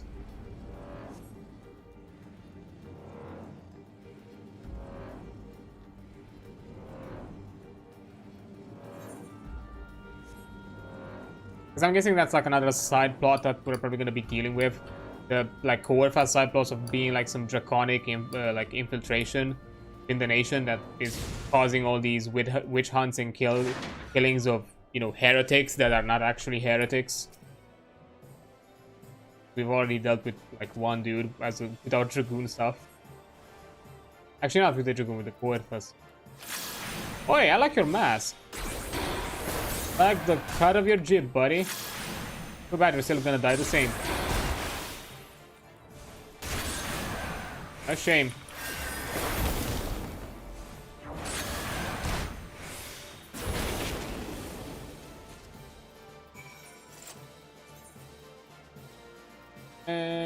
Completion. 5 materia. Okay, dark matter.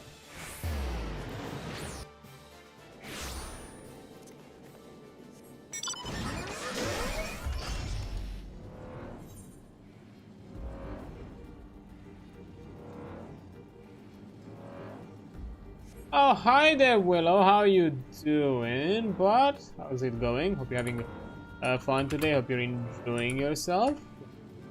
Give you a shout out. Oh, playing some more Overwatch 2, I see. Hope you enjoy that. Hope you're having fun with it. Which does remember me, because I thanks for the of course, I would like to shout out the cool peeps and all that kind of fun stuff. I'm doing good. How about you? I'm alright. I'm progressing. I'm doing like a side progression apparently that I just found out for like the MSQ. For FF14, I'm unlocking the raid, which is gonna be a requirement later down the line, and didn't know. So why not? We'll do it today, I guess. Adrian, it's good to see you. Tell me where you're able to obtain the remaining crystals, which does remind me with the mention of like Overwatch and all that, because I did update and put like a collab sheet thingy to kind of like get people a general vibe idea of the games I play, and I think I mentioned Overwatch in that one. Mostly in the sense of I'm down to play it if other people like want to play or have fun with it, but solo, never again. I just for the fun of the game, but not necessarily to do my own grind of it. Maybe in the future, but Overwatch of Fire. Look, it's Overwatch of Fire. It's an addiction. Look, I've been an Overwatch with joy. I'm an oldie. I'm a man who I remember the good old days when you were farming for loot boxes. Mercy could one-shot res an entire team, and everyone was so salty about it. Or all the play of the games were just a turret with a with a corpse of a Torbjorn falling off the fucking map and seeing beyond the boundaries. Like, I remember the good old days. Like, I'm an oldie Overwatch player, and I've loved the game. I've always enjoyed the game. I've just, I don't know, not been a fan of some of the direction and changes it went through. Because I played during its release of the sequel. I'm putting quotation marks with the sequel because I do not necessarily consider it a sequel. But whatever, it's sequel. Overwatch 2. 1.2. Let's call it that. I played for a good chunk there because I gave it like an honest try for like a week or so, maybe even more. Like, I actually played legitimately a good chunk of it. And I had fun here and there. With it, my biggest problem, like, is the general, like, free-to-play progression is abysmal. I'm not sure if they've improved it since, but the fact that it takes you months, it took me, like, I did the math, it takes you, like, somewhere, like, at a time for just doing the weekly content and whatever you could have gotten for the battle passes as a free-to-play. It took you on average 6 months to get a legendary skin with the currency that you would obtain. 6 months. That's a lot. While back in my day, doing a seasonal event and playing casually for a week and just getting those loot boxes would guarantee you a legendary skin by the end of that week, even if it's a skin that you wanted or not. At the very least, you got one. So to me, it was kind of like, it puts kind of a question mark when you start to yearn for the old system, which was technically, in all remarks, worse. Because loot boxes should not be a thing we should strive for, because they are a gambling system, a gacha tactic, a shenaniganry kind of thing, which shouldn't necessarily, to be fair, it's mostly cosmetic in most scenarios, although I've heard in some hardcore competitive scenes, like I think some competitive teams back in the day before teams had like actual recolor team skins, some actually took advantage of some skins better blending into some of the map environment, and they were kind of using that as kind of like camo.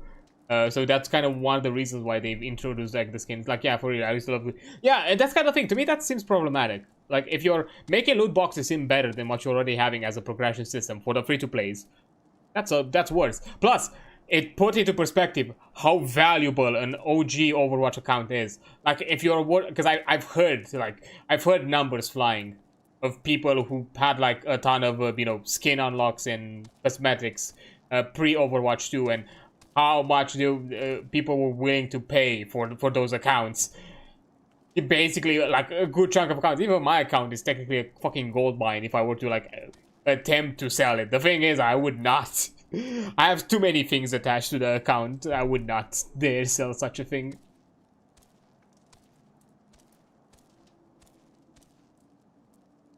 Yeah, when the looks are better than what you managed to put together. Yeah, that's, to me, that's kind of like what I see problematic. Kind of. So, I don't know. That was my thing. Initially, some of the initial character designs and like hero designs that they've kind of released immediately, like in the first few weeks, felt fine. Like, I like Kiriko. I think she's a really well designed healer. Ramatra is okay. I find them fun overall. Junker Queen, okay. I'm not sure like who else was released at the initial. Was there like another one? To be fair, some of the character reworks, some of the hero reworks have been overall fine. I'm still a bit salty that a lot of the tank meta has shifted so bad that playing Reinhardt is no longer fun, which I really hate because I'm an OG Reinhardt main and I have to lurk to finish cooking. But I wanted to stop in and say hi. Hope you have a fun goob. No worries. Good luck with cooking. Hope it's going well and for the rest of your day. And yeah, good luck with your cooking. Do your thing. Make tasty treats. All that shenanigans. I do appreciate you jumping in, saying hi, and doing a thing. Lurkers are appreciated here. But yeah, I still, to some extent, enjoy Overwatch. Like, I still love it. It's just something I'm not dedicating my time to, like, to actually progress or do, or have a goal to it. Like, if people would like to, like, jump in, like, hey, want to play some matches for the funsies? Like, sure, fuck it, I'll jump in, no worries. I'm okay with it. But in my own time to, like, jump in, have some fun with it, I don't know, it no longer kind of is the same. I feel like I'm not striving for anything. I've never been a competitive player type, so I don't care about ranked. No, I've not been a ranked type of ranked player. I don't care about rank and that kind of thing. Like competitive player, that's a different thing. I'm not been a ranked player. I don't care about those kind of things. So, not really having a goal to progress for, or like to play more than just playing for the love of the game, which I've done for a long time. But just because of how the direction of the game is, I don't know, it's a bit more brawly than before, like way more brawly than before. Some of the weird like shifts when it comes to how the tanks work, kind of not. They're like just beefier DPSs in my opinion these days than the support roles that were back before. Which don't get me wrong, like I've had fun here and there. I've been a menace with Orisa at release in Overwatch 2 and all that, but I don't know. Some shifts in design philosophy don't feel like the design philosophy that I really liked in Overwatch 1.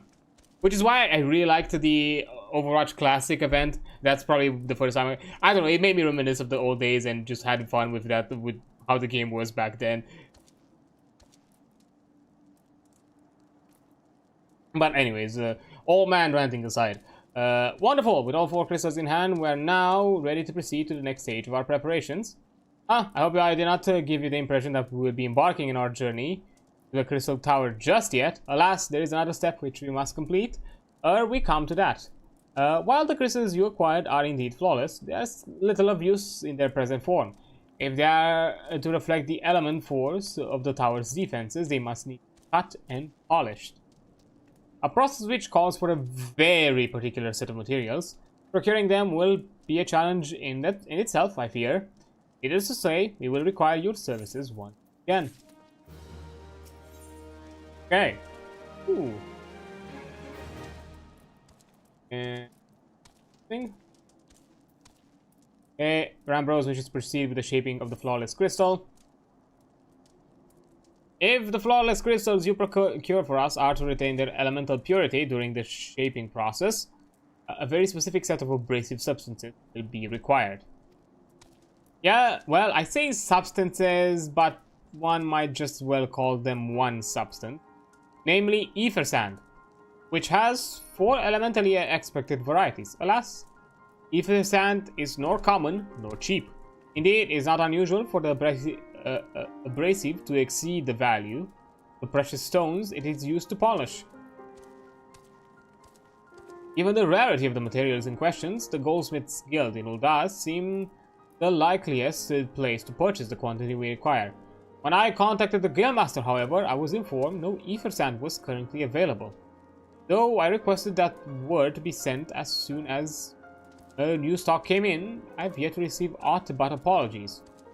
I should mention at this point that I placed the order some time before you procured the flawless crystals. I am well aware that acquiring ether sand is no small feat, and I am not an impatient man, but I fear the more we delay our investigation, the greater the risk that the tower's secrets may fall into the hands of other less savory parties. That is why I entrust you with the payment for our purchase, and send you to speak directly with Guildmaster Serendipity. Mayhap the presence of such a distinguished personage will spur the guild into action. In any event, it is my hope that next we meet will have found at least one of the 4 varieties of ether sand we require.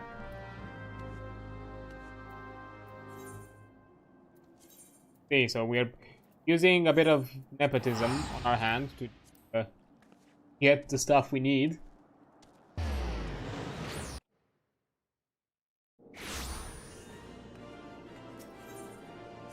Ethernet, fifth.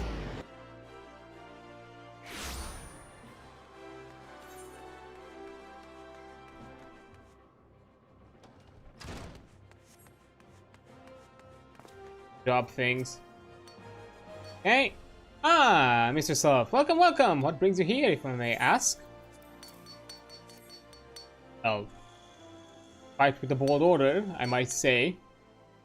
You're here on behalf of Sons of Saint Koinak? What a fortunate timing! I was just about to contact Master Rambros with the news that we finally managed to acquire a quantity of fire-expected ether sand. I'm afraid it may be some time before we can supply the other 3 varieties.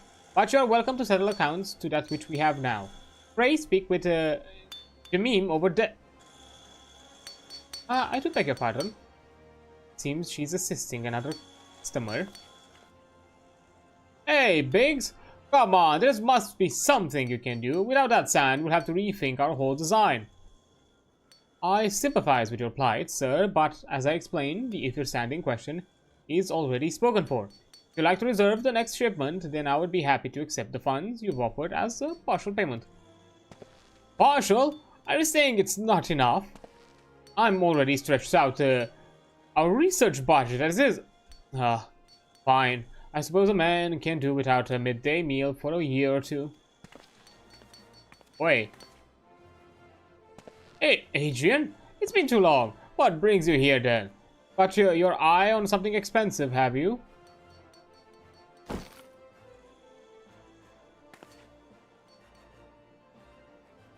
Well now, that's quite a money pouch. The sound of so many gills clicking together is strangely satisfying, is it not? Calming and yet invigorating at the same time. Oh no, you're here for the blooming ether sand, aren't you? Explaining. Well, I can't deny the elegant in civilization as subjects worth researching. Chief said he was looking into something big. We never thought to ask him what. Wedge and I have been too busy tinkering with our new airship design. Think much of much else. Well, I say tinkering. Wrestling would be more like it. Still, after much wringing of hands and gnashing of teeth, we've managed to put together a prototype. A powered propulsion system. We got the idea for it when we heard how you lot had used the corrupted crystal to board the Enterprise. As a matter of fact. Anyway, to cut a long story short, our design calls for all 4 varieties of ether sand. And that's why I can't just relinquish my claim on this batch here, even for you, lass. However, we meant to usher in a brave new age of technology innovation, if not by technologically innovating, eh? Why, I hesitate to interrupt such an impassioned speech. Duty compels me to point that this lady is a representative of the organization that reserved the ether sand in question. To mention nothing of the fact that her purse is considerably larger than yours. Oof. Mine's bigger, I suppose. It's like that, it is. Alright, this batch is yours. I'll let you have it, but if you're going to take my sand, it's only fair that you grant me a role in this project of yours. I'll take that as yes. It's not every day you get a chance to experiment with the wonders of with any luck, they'll inspire me to think of another technological innovation or two. Fine, you're gonna be recruited. Let me guess, we're also gonna recruit Wedge by getting some of the other sand.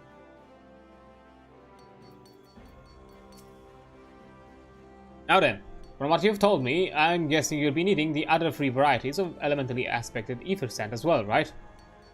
Then, rather than sitting on your rump waiting for a shipment that may never come, I reckon your time would be better looking for the stuff yourself. And it just happens that I know a good place to start. There I say is said to be a peddler in northern Fanalon who, very occasionally, handles the Earth-expected variety of ether sand. Wedge is in the process of confirming the rumor as we speak. Kinda right. I know what you're thinking. When did my timid little friend decide he didn't need me to hold his hand anymore? The answer being, just the other day. Wow. Seems he's been inspired by certain adventurers' heroic example. I thought he was joking when he volunteered to go to Fanalon without me. I just hope he manages to stay out of trouble. Head out to Blue Fog and you should find him poking about his new bodyguard. With his new bodyguard. Oh, I did not mention her. Wedge thought it might be wise to hire an adventurer to accompany him, just in case your heroic example turned out to be less inspiring than he first thought. At least he's cautious. Like, give props to that. Like he has contingencies. That's good. That's, you know, that's an example of a logical mind. That doesn't get lost in the details.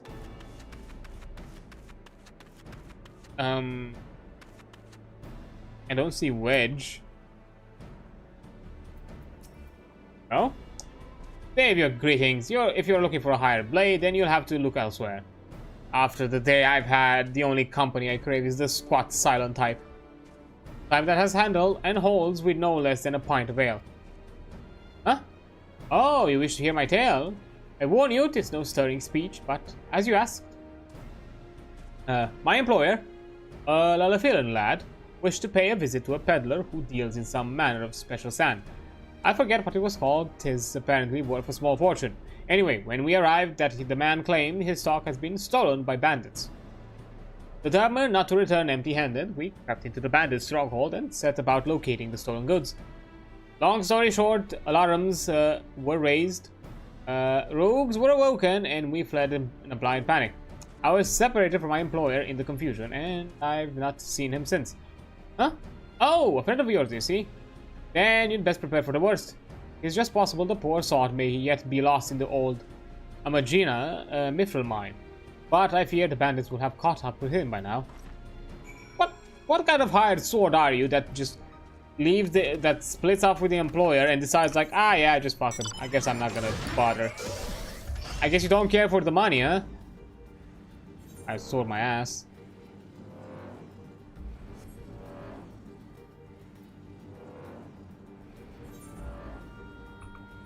Gonna give you a really bad Yelp review for all this.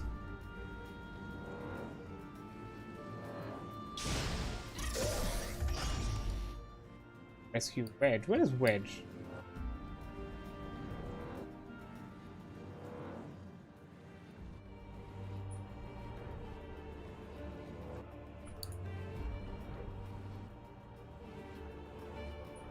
I'm guessing, hoping, and suspecting that he might be in one of the buildings.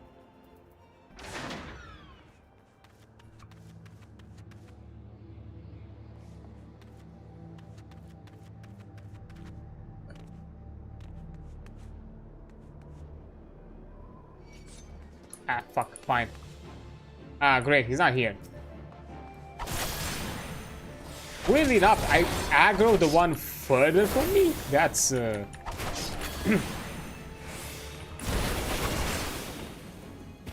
That's a bit...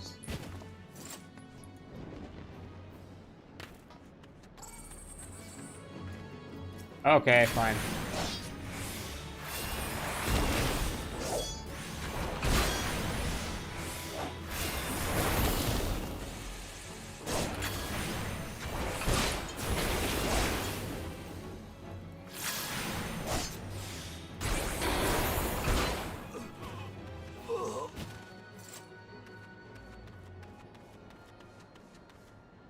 The hell is Wedge? Maybe in the boarded thingy there? It doesn't open, damn it. Yeah.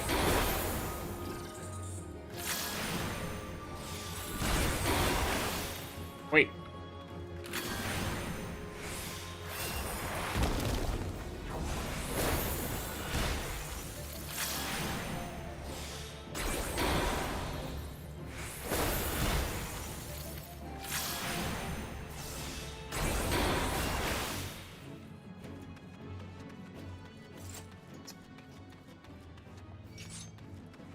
How you see me.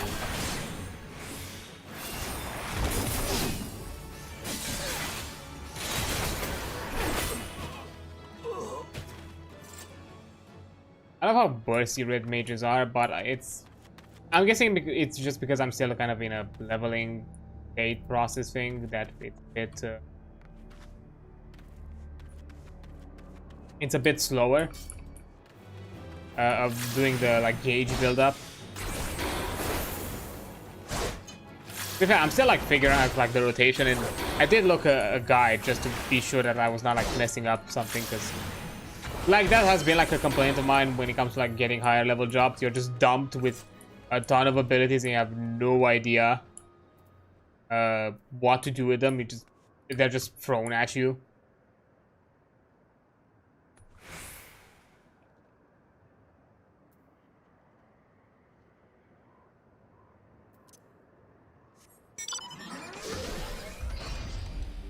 something weird about this that I don't like. I feel like I'm missing something. I don't know what.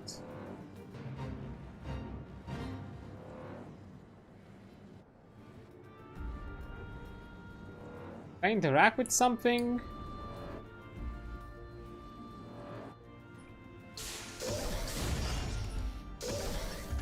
Because initially I felt like, oh, maybe he's like in a building or whatever. Oh! Were you here and I just didn't see you? You tiny bugger. What the? I have to look back on the VOD to see, like, did he actually like pan from my camera and I just did not see him?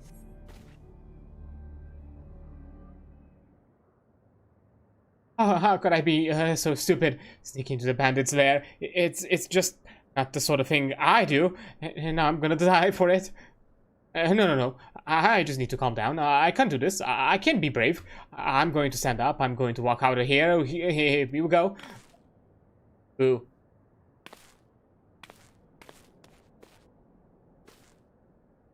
I'm sorry. Please don't kill me. I promise I'll leave and never come back. Hi. Boo. Adrian, is it really you? But how did you find me? Can you smell fear? Yeah. The fear is really gaseous for some reason. Actually, ignore that smell. I guess I was on the right point. I did not expect to actually predict it. I expect you're wondering why I'm here. Well, I was just in the process of retrieving some stolen ether sand, which Biggs and I need for our research, as it happens. It was, I concede, perhaps a touch foolish and very nearly fatal. But I did succeed in snatching the stuff. Before my bodyguard ran away and several dozen bandits came piling after me with knives and axes and what looked like very much a plank with rusty nails on it. Ew. Anyway, the important thing is that we sold the ether sand is right here. In my oh dear, I must have fallen out when I was taking evasive maneuvers. It seems I won't be leaving this infernal place for a while yet. You're looking for it, I can help. You'll find the ether sand in my stead? Yeah? Oh, thank the gods. You're a true friend, Adrian. I hope the search doesn't prove too troublesome. The bandits don't seem to care much for visitors. Yeah, don't worry, I've cleared a few. Oh, great. Ah, damn it. Okay, hold up. Hey, that's a lot. That's a lot of you. That's a lot of you. Okay, that's I think that's a lot that I can handle. That's more than I think I can handle.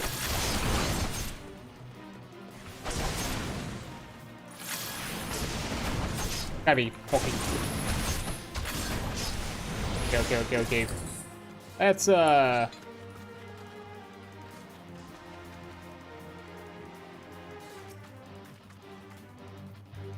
I can clear one. Oi!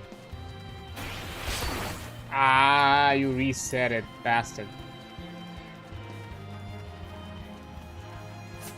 And now you...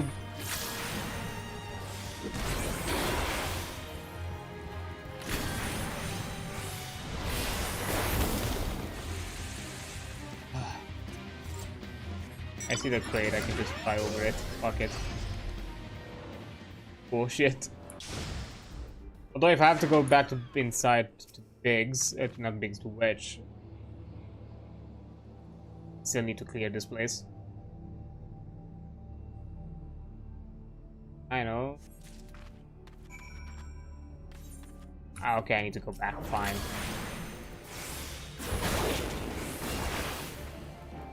Gonna keep this gauge for the next enemy.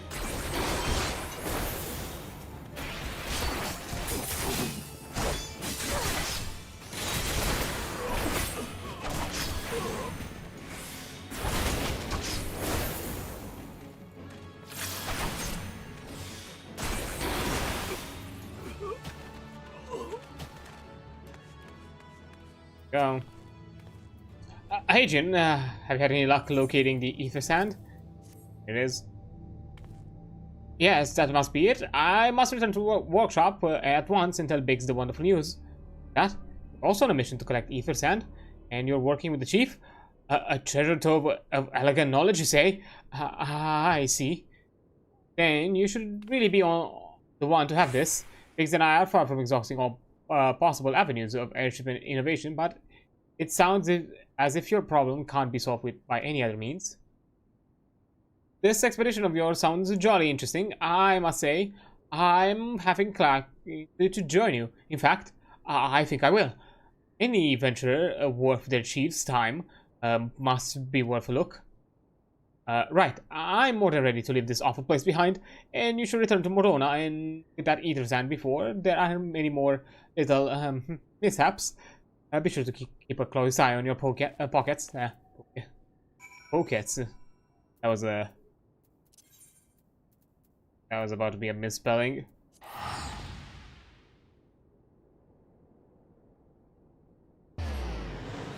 But quite the adventure indeed, oh boy.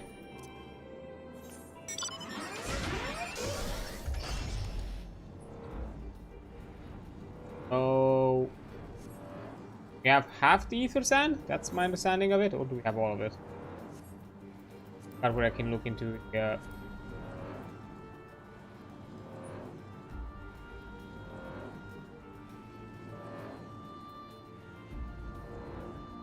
forgot how I can look into like the quest bag pouch thingy. Ah, Adrian, you've returned. I take it from your present that you were successful in procuring some of ether sand. Tell me, which variety did you find? Fire and earth.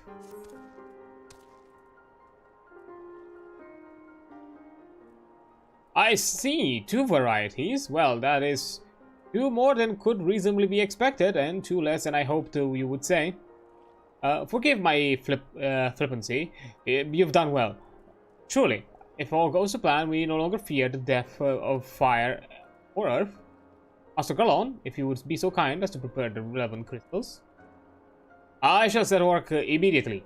Truth be told, I've been looking forward to this. One does not encounter material like these every day. Speaking of which, how in the 7 hells did you find them? Take me not, old friend. I know only too well how capable you are, but if sand isn't something you simply find, gathering dust at the back of a merchant's rare gem cabinet, it was your boys. You had help from Biggs and Wedge? Trust them to design a revolutionary new engine the moment I turn my back. How's a genius meant to rest on his laurels when his employees are so damnly inventive, eh? And now they're determined to join us, are they? Typical. I jest, of course.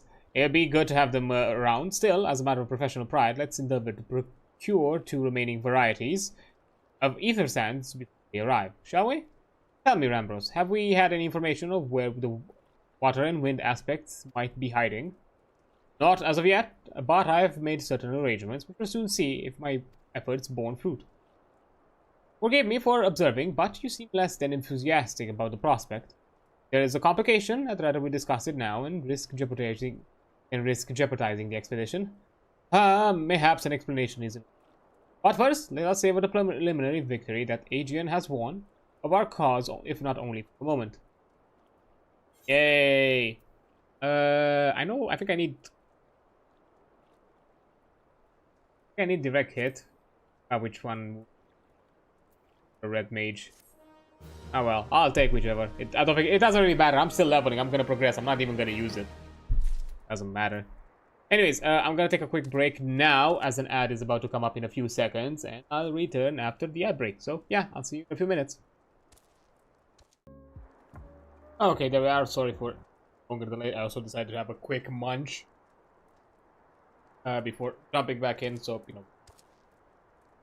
ruffle some paper or eating on something on the mic. Okay, so the plan right now is for me to make a progress within this within unlocking the crystal tower as much as possible within like our usual stream schedule, but there is a high possibility that it might take a bit longer. So Because, you know, I was thinking today to cut it like an hour short, so maybe just gonna stick around for like an hour or so, and that's gonna be it. And not sure if that's gonna be enough to complete this this quest line, because I not sure how much I need to progress to unlock the tower. Basically, I'm not sure like what other steps are gonna come up after doing. Because I'm guessing it's gonna be like a thing with collecting the other pieces of the crystal sand. Then there's gotta be some shenanigery happening after that. But I'm not sure if that's gonna be the end, or if there's gonna be something else afterwards. I'm just expecting like maybe 2 quests, which we could probably do, but I'm not sure after that. The fact if we're gonna get anything. So let's see. Ambrose wishes to discuss the procurement of the outstanding varieties of ether sand. Yes, I must speak of the arrangements I made to acquire the 2 remaining varieties of ether sand.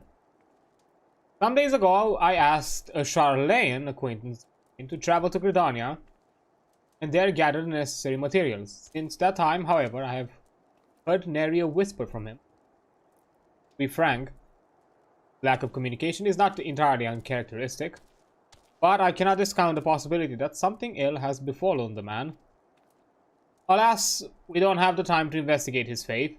As I have mentioned before, the more we delay our expedition, the more likely it is that the Crystal Tower's secrets will fall into the wrong hands. Therefore, I entrust you with the same mission I assigned to my friend. Travel to the Black Shroud and seek out Pars Montret, the master of the markets in Gridania. If anyone knows where ether sands might be bought, it is he. Okay. I hope you don't want pies anymore, because I don't have any. I wonder, did he hire Thancred in... He lost... No, because Thancred is not necessarily the quiet type.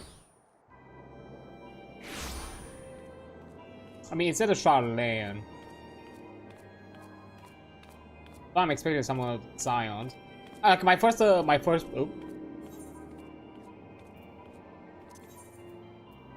Oh, I went to Mordona, my bad.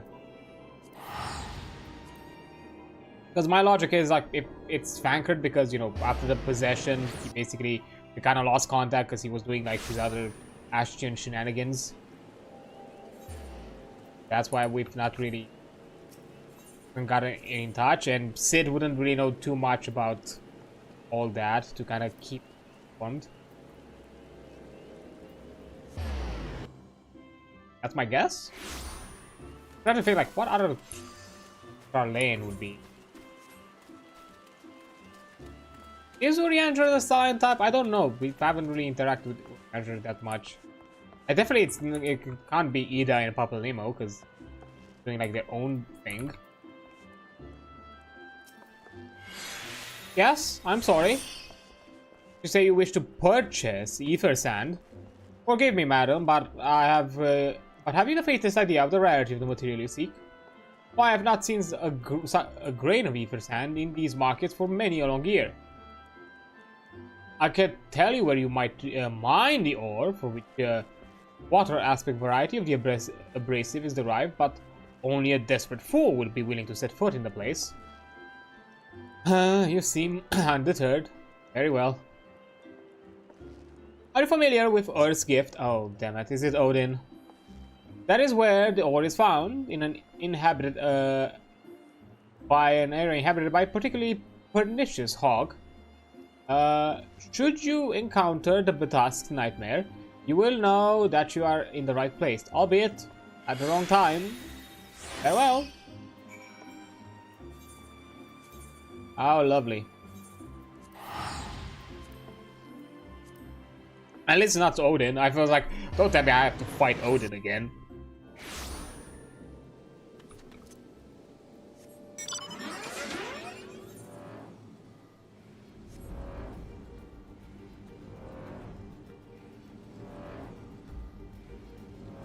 Actually, at the very least, I probably have a better chance doing the fight this time around. I'm technically slightly higher level than before, and I understand my rotation a bit better. At the hog?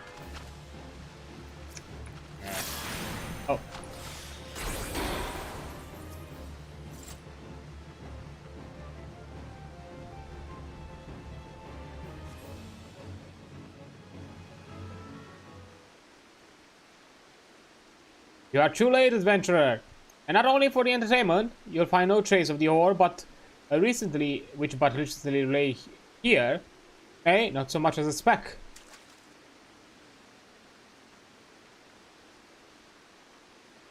Do I hear it through the gel thing? Ah, no, you will never spy me from there. For the time being, at least, you will have to trust the evidence of your ears. Now, stop squinting at the foliage and listen. As I told you, the water-blessed mineral you hope to find is gone. Taken by me. Victory has made me magnanimous, however. Accordingly, I have decided to share the location of an alternative source of ether sand with you. The wind touch variety, to be specific. I trust I have your attention. Good. Band of eggshell in the North Shroud. Keep the quantity of the abrasive stuff for the purpose of removing impurities. Crystals. Well, do you mean to dally here all day? Make haste, adventurer. Before I snatch another prize from under your nose, this is to be a race. Eggshell longing grounds in the North Shroud shall be our destination, and that is where the real amusement will begin. May the best man win. If you're a Charlene, and if you're of Scion, because there could be the possibility that a Charlene is not a Scion. That could be a thing. I'm just applying the logic that it's gotta be someone, you know, all Charlenes we've encountered are Scions. Are you? Really? As I was about to... Oh.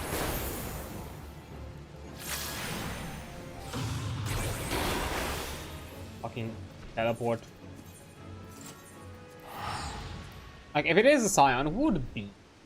Would I expect to do this kind of shenanigans? It's definitely... This definitely seems this Pancred's kind of area of shenanigans.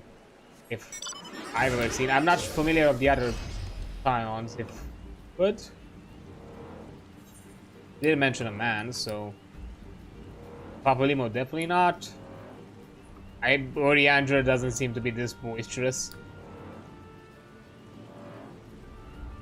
Alfinod would not play this kind of chicanery.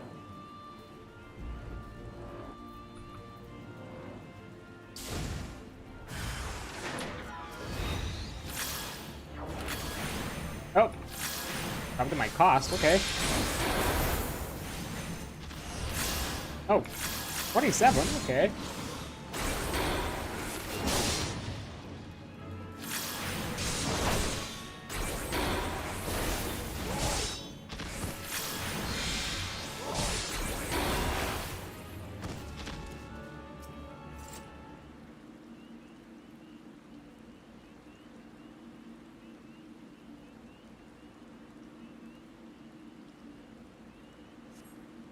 And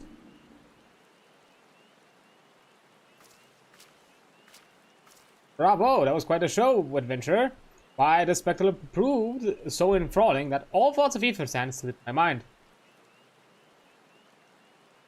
I appear to have forfeited our little race. Congratulations, the wind touch abrasive is yours. And yet, having been treated to such a memorable performance, I cannot feeling that a greater prize is mine. This is inequity must not stand. I insist that you accept my token of appreciation. Payment for this entertainment will be waiting for you east in the clearing within Proud Creek. Pray retrieve the gift ere it's crushed beneath the iron feet of the Dullahans. Okay, like... This has to be like a Scion, right? This has to be like a Scion like playing shenanigans with me.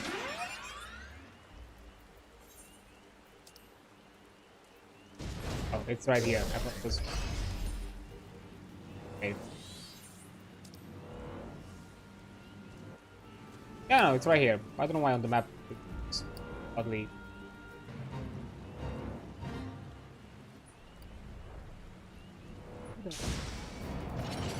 Oh, okay, I see how it is. I see how it is. Hold up.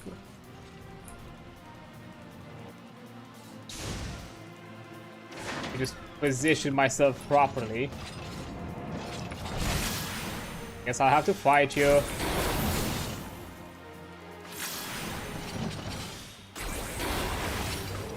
I also have to fight the boss. Yeah, I'll have. Fine. Guess we'll do a fate. Why not?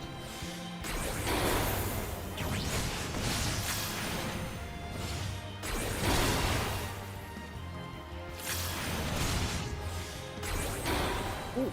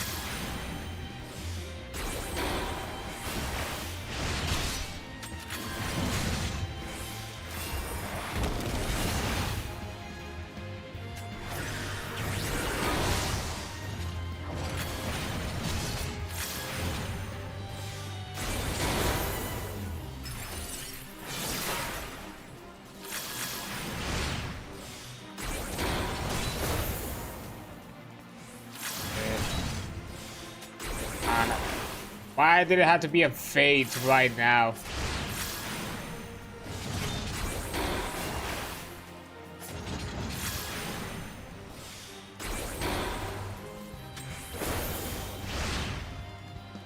Oh, okay, but better than you're sturdy.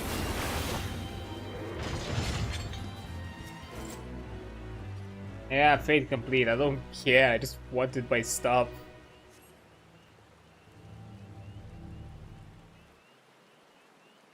Not what you were expecting? I took the liberty of refining the ore from Earth's gift into ether sand. Do keep it safe, adventurer.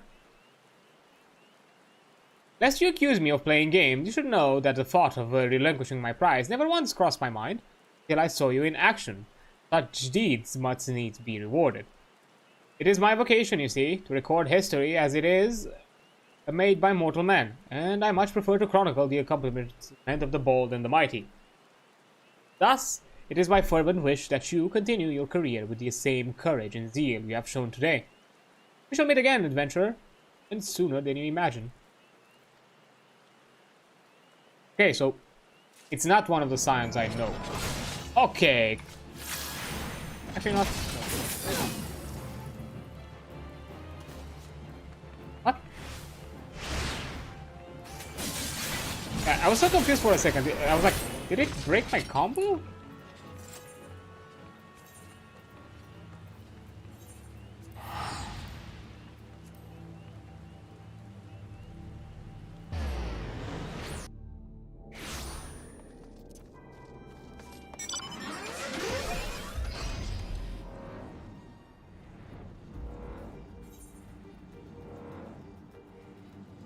So now my suspicion that after this is gonna be like another quest, and it might unlock it, maybe, hopefully, I'm hoping, and we can conclude it with that. Like, I feel like that would be a good conclusion for today's stream as progress. You know, when we unlock the Crystal Tower. What news of our mission? Are we any closer to acquiring the remaining abrasive? Quite two. Who brought both? I shall have Master Garlo begin work on the crystals immediately.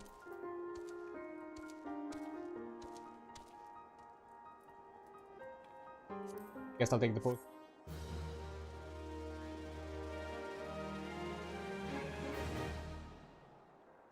There, that should do the trick. Fancy.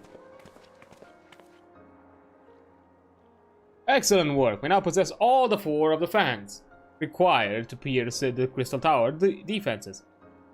I compliment Master Garland. Oh, it was a trifling matter, I assure you. Adrian is the one who should be thanking. We should be thanking. Anyway, by my reckoning, there is nothing stopping us from striding up to Allegan's front door. Oh? You can't go without us, Chief.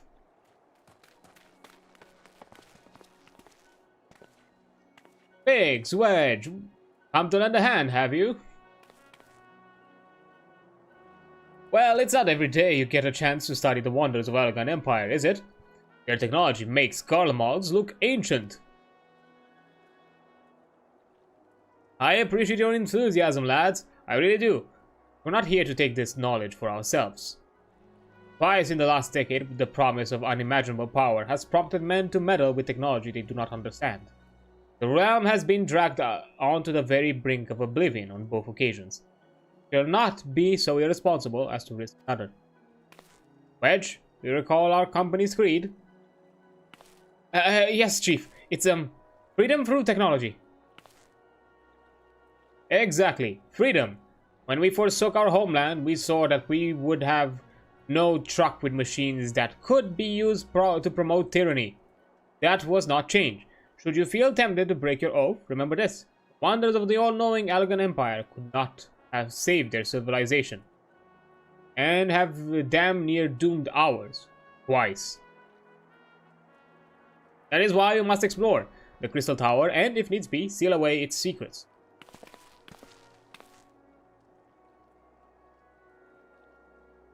Deals, lads. A compelling argument, a compelling viewpoint, but it is unyielding will such as yours to have defined the course of history.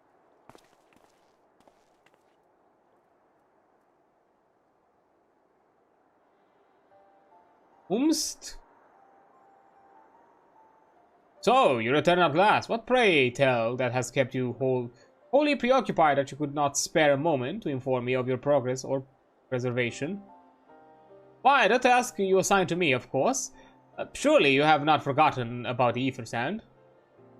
I tasked a passing adventurer with delivering it. A more capable courier I could not imagine.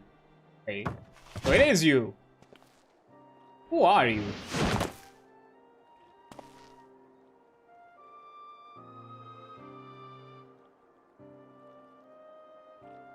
Ah, yes. Definitely special. He has heterochromia.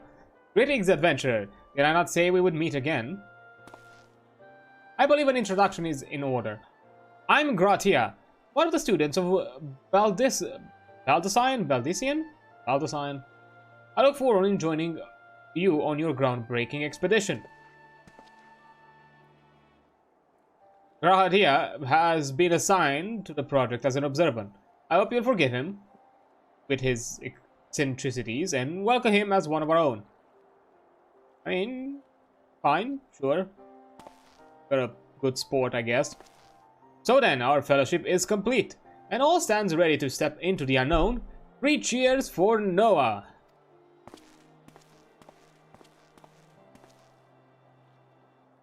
Noah?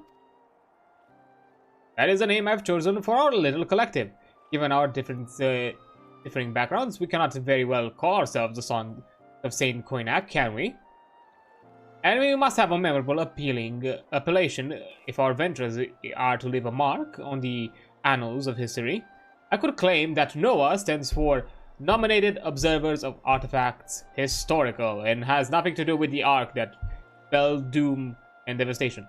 And so it does, technically, but my true reason for choosing the name stems from the fact that it is shared by a valued Allegan Archimagus. Archimagus? Like the sound of that. He has a weird positivity to him. Very well. Now that the pressing matter of what to call ourselves has been settled, very pressing indeed, it is time we set forth to brave the outer defenses of the Crystal Tower. Is everyone ready to depart? Aye. Ready.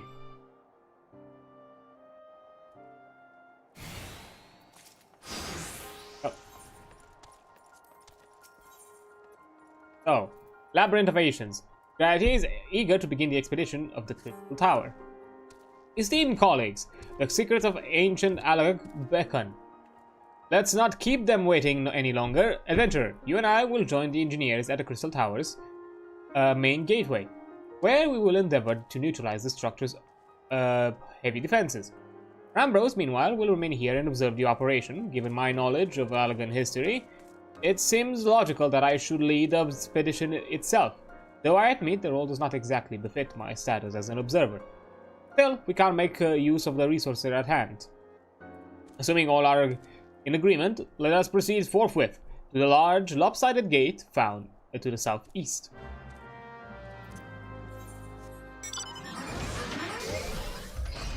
Hey, I am hoping this concludes it. I do.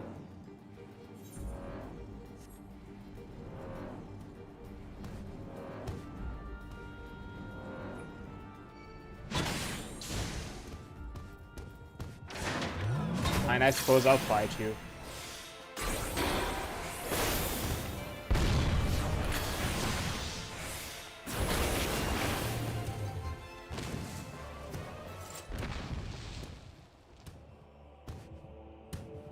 How are we gonna open this? That doesn't seem like it's ripe for breaking. Crystal Tower lies beyond this portal. Oh, it's a portal. Now comes the interesting part. Sid, you're the only one of our number who has crossed this threshold. I ask that you take the lead for the present.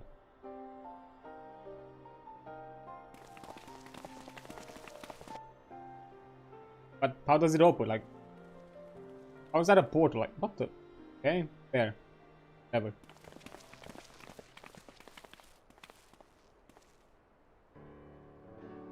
Here they are. They're kind of ominous, I'm not.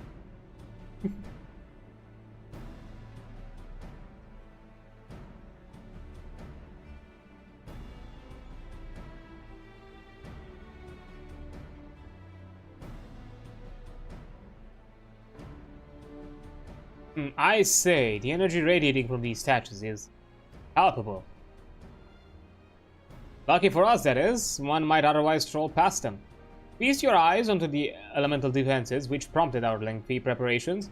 These sentinels prevent would-be intruders from advancing to within 20 yalms of the tower's inner reaches.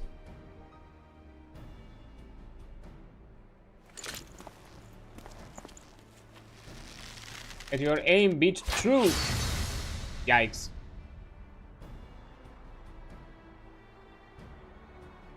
No matter how swift they may be. Happily, the crystal fangs we took such pains to craft should spare us the inconvenience and instantaneous annihilation. Here, allow me to demonstrate. Adric is gonna... Chief, no, it's too... Dangerous to allow anyone else to risk their life testing one? Quite right, I made the damn things. It's my job to see that they work.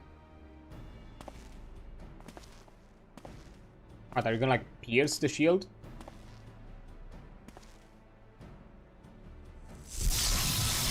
That's not what I was expecting. They look like fangs. I thought like you're gonna actually like stab it.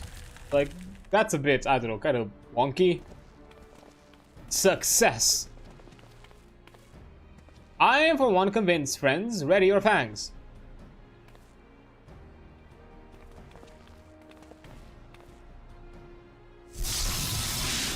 Hey, bravo, Briggs.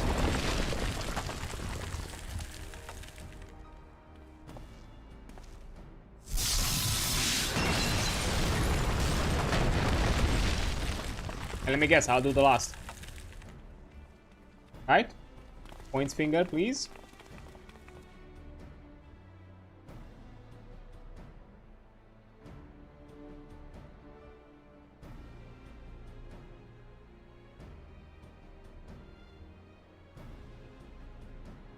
Last one is yours, old friend. It seemed only right.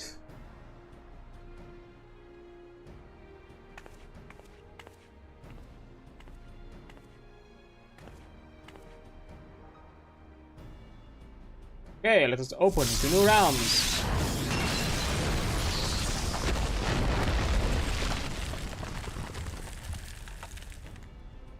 Success? Is that it?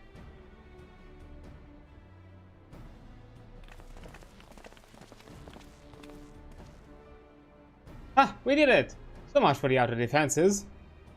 Indeed, the entrance to the tower is near at hand. My blood fairly sings with anticipation. Speaking of blood, I have a proposal for the next stage of the expedition. I suggest here we wait here while Adrian, a hand-picked party of her adventuring companions, enter the tower. What? Without us? I thought we came here to survey the entire structure.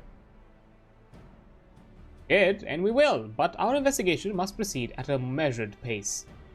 If the inside of the place is well defended, can you imagine what awaits us on the inside?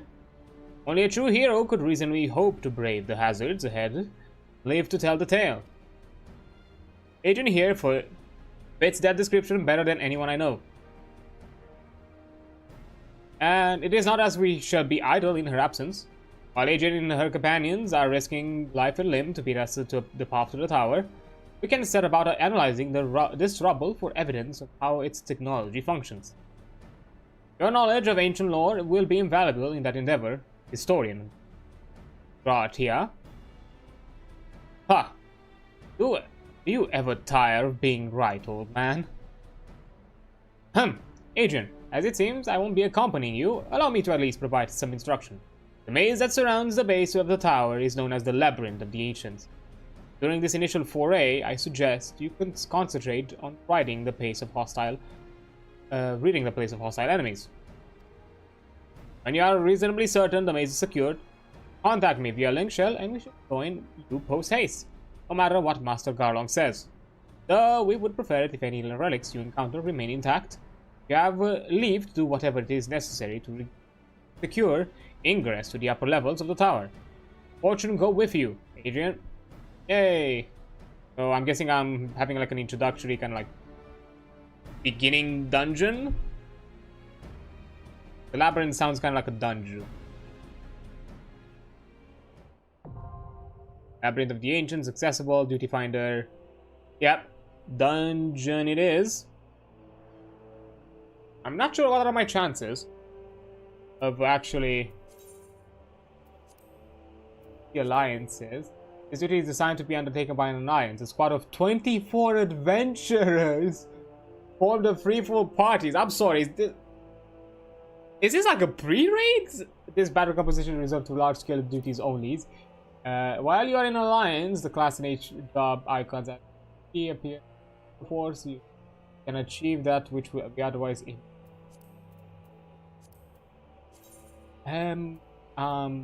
Sorry. What the fuck?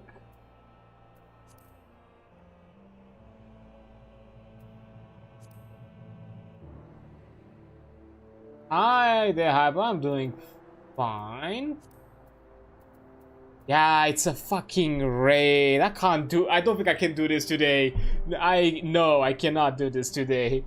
That's 24 people. Yeah, I'm doing fine. I just out here with my shenanigans of Realm Reborn. Let me quickly give you a shout out. Like, let me out of pure fucking curiosity. Oh, play Final Fantasy VI. Hope you have fun with that. Guess far apart. Like, I know for a fact this will not. Considering the hour, considering the time of week, I don't think I have chances right now to actually join a raid. Well, fucking great. Constantly support. Was it like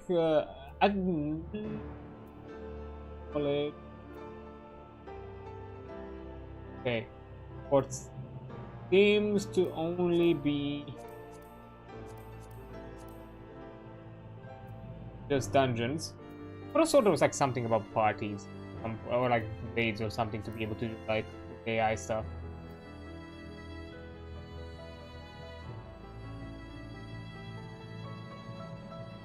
I don't know, I could have sworn that. But yeah, okay, so... Oh yeah, here, Crystal Tower. First, do another raid before we can get to the Crystal Tower. Awesome, and it's a requirement, so we'll have to do this raid. Well done.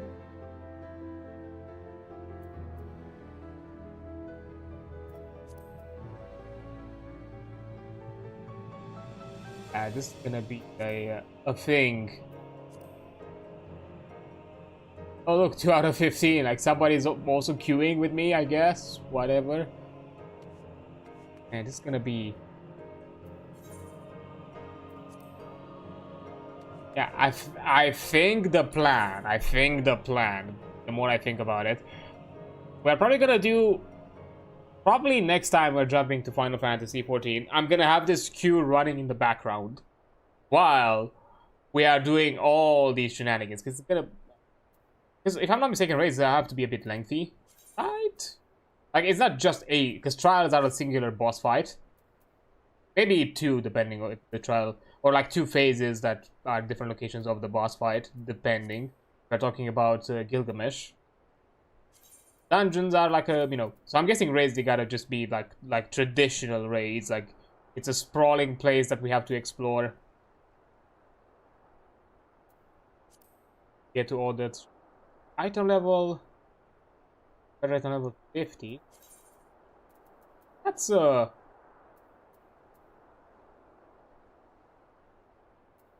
pretty low requirement of item level.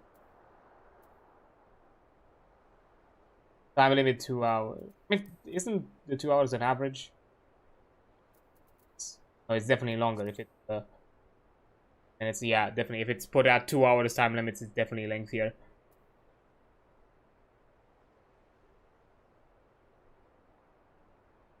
Right, because like I've had like dungeons with higher item level sync, or like average item level. So this probably gonna be a. This is gonna be a breeze. Average item level 50. That's really low.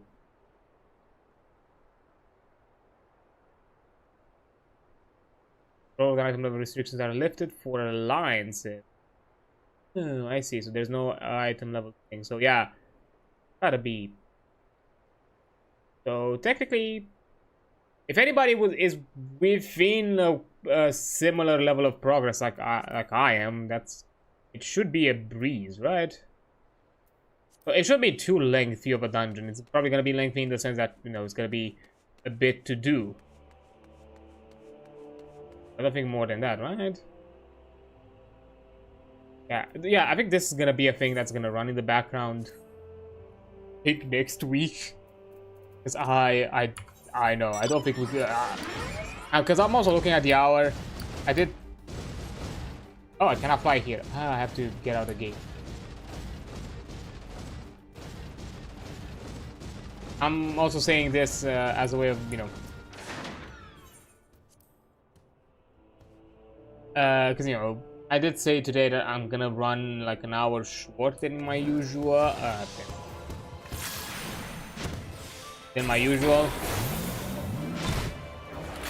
Also because I started late more than anything else, and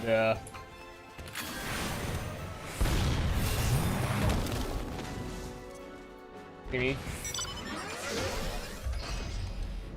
Yeah, because I kind of started like an hour later than usual, so yeah. And to be fair, we still have like, I'm suspecting not all of them are gonna be quests where I'm gonna do something. I think like some of them are still like dungeon unlocks or something like that. Because there was also the occasion, like the errand, like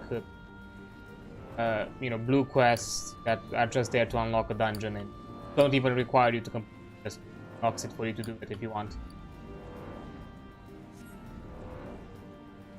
So I think this might be a good spot for us to kind of stop, because we don't have enough time to jump into another quest right now. And I think we're gonna leave them for like for next time while we wait for the queue. Blood and stone. This looks like a dungeon unlock port.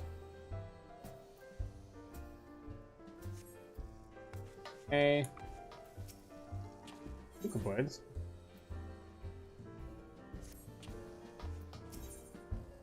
Okay, what the hell? You have a ton of things. What is the wondrous palace?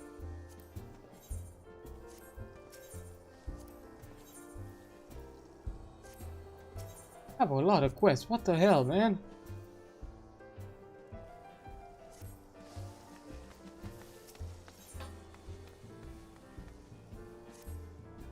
Okay. Wondrous plans, a duty I have or a duty that I need to. well, and thank you for the shout out. No worries, no worries. I appreciate you. Other peeps out here and like to shout them out and all fun things. Oh, the Wanderer's Palace. I do have it on lock. Wait. What?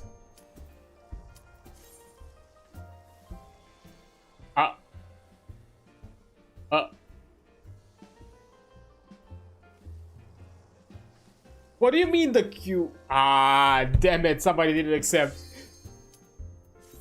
What do you mean the queue popped? I'm sorry, it's like... It's midnight my time. Best case scenario for like Western Europe. It's like 10 it's like 10 at night, like something like that. Like, there are people queuing up for a raid?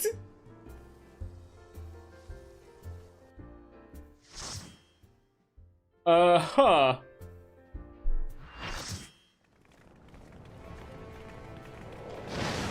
Oh. Oh well, I guess we're gonna do a raid.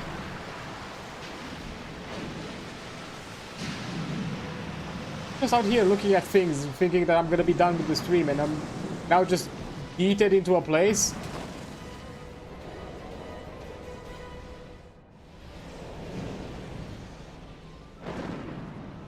What? Okay, that's a level of responsibility I was not expecting. How big this place? Is it? Oh god, yeah, it's actually like a place to explore, like a dungeon, like an actual raid. It's not like, oh, you're just gonna be in one arena and fight a dude. But again, being that there's no item level sync, I am hoping that we're gonna be fast and speedy about it. Like, people are gonna... I'm suspecting there's gonna be a good chunk of people with higher level gear. Gonna cruise through it.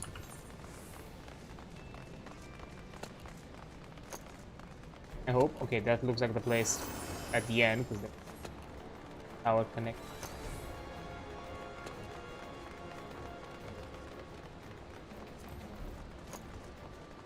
Step into the green.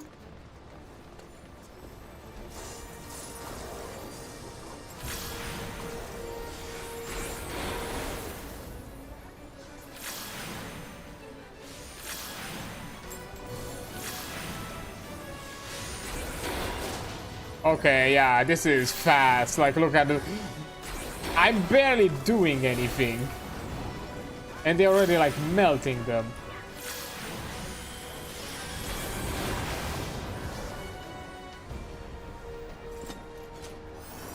Okay, yeah, this is probably gonna run fast.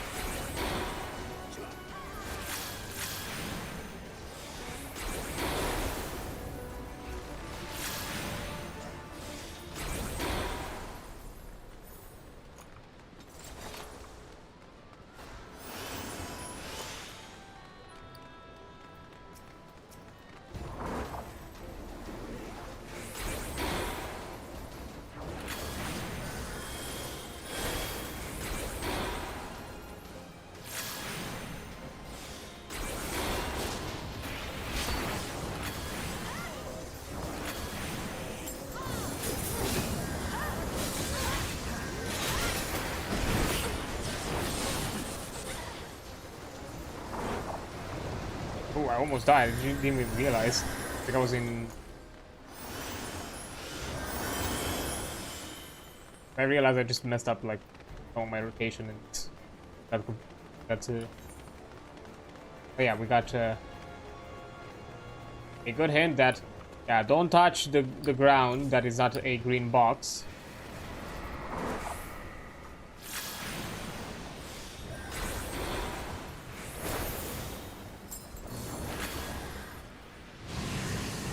Wait.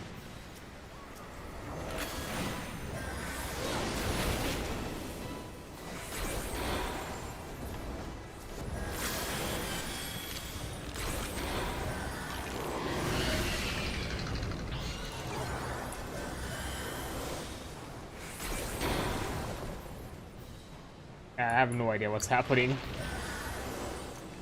Yeah.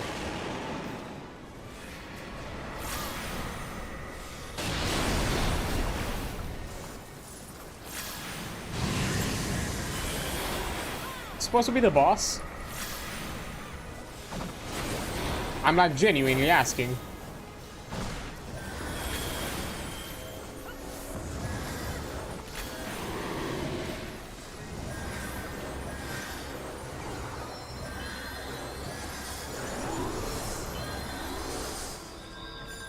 Oh, okay, revives again. Back the fuck. Didn't know it's gonna be another time. Wait.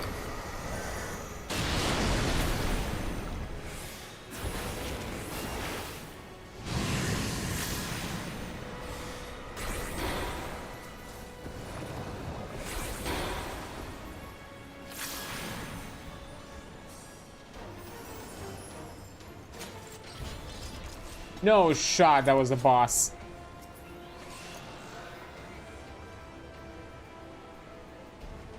What item level is that? 80.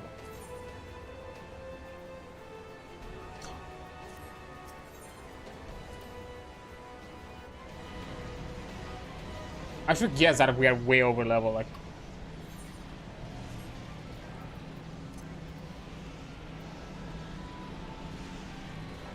I'm not gonna compare the stats because, you know,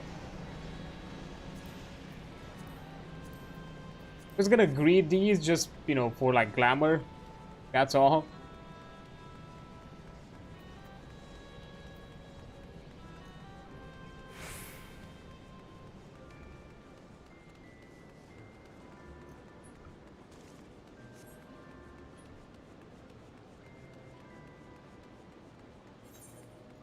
Yeah, I can puzzles.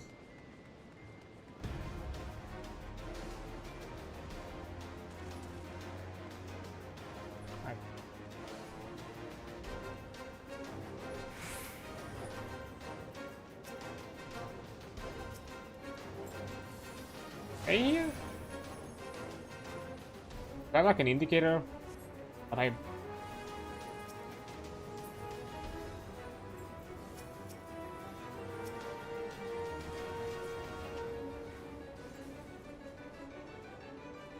I think some of us need to stay.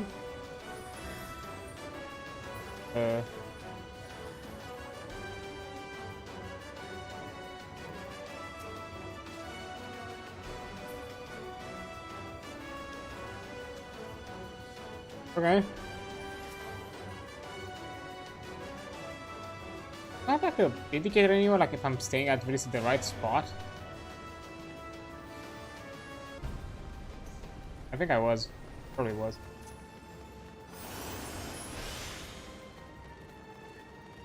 But even if I wasn't, I don't think it matters that much.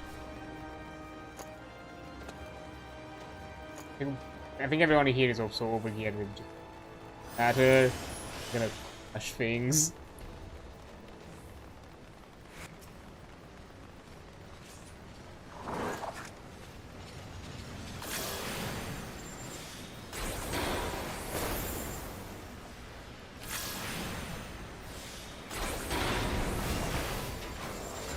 Question, we have to stay on these?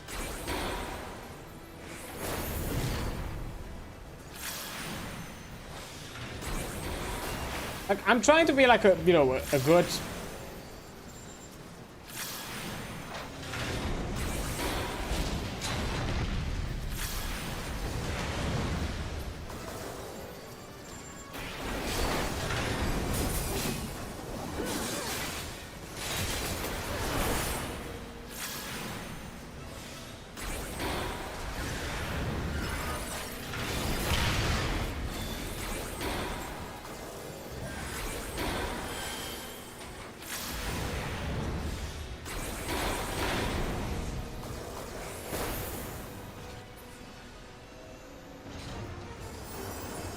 I probably did something good.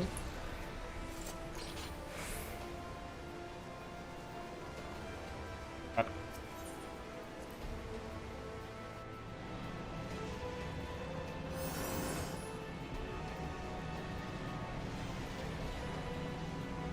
I did the paladin. Dark Knight. I'm grading it for the glam. That's it.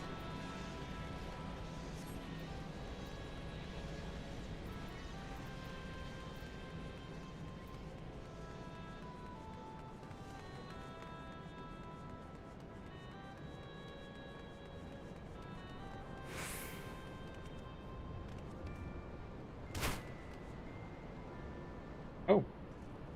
It's out of the place, okay.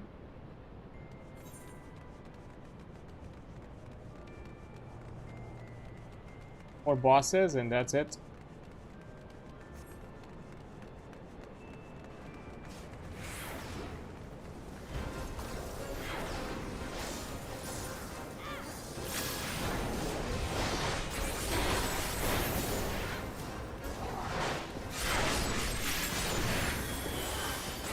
I see.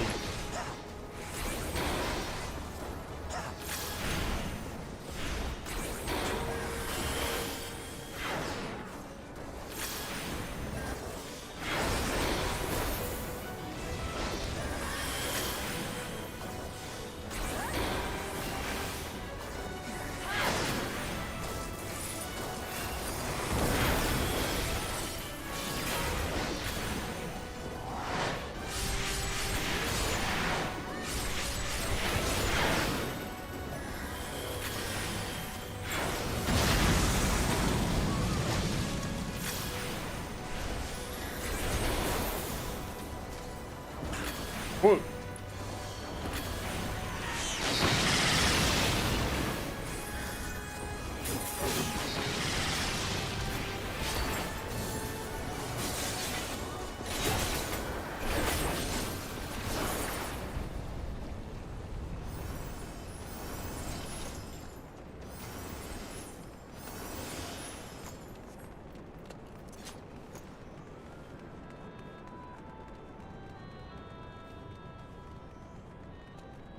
Okay, I'm trying to snooze the ads.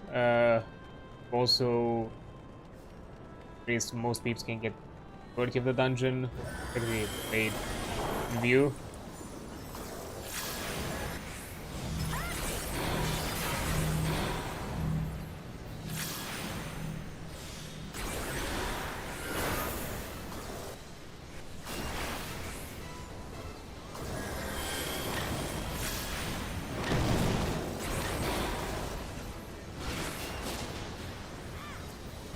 Are they release comics?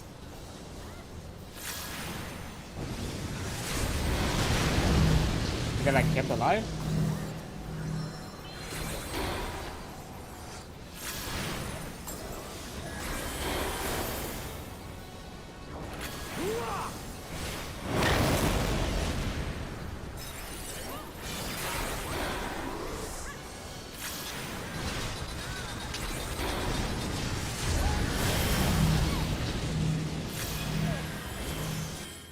Yeah, I didn't really understand what was happening because we were too over level for this content. But cleared the place. Right?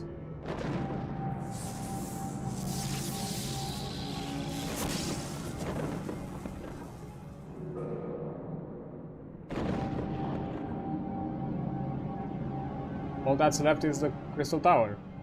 Have to do.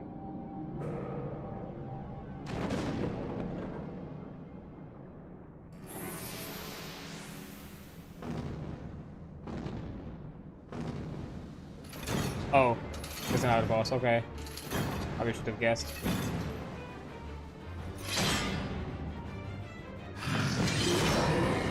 Probably should have guessed.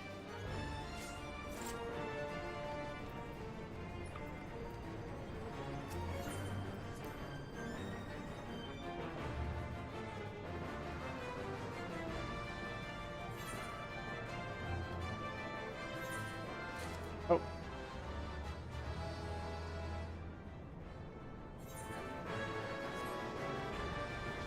Oh, I think there was like a teleport or something. Yes. Well, I guess we're Well, I guess that's what I get for waiting for the cinema, watching the cinematic and not seeing where everybody fucking went.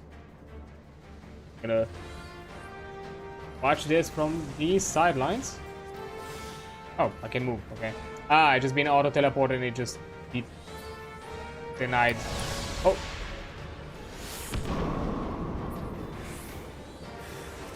Oh, hi, friend.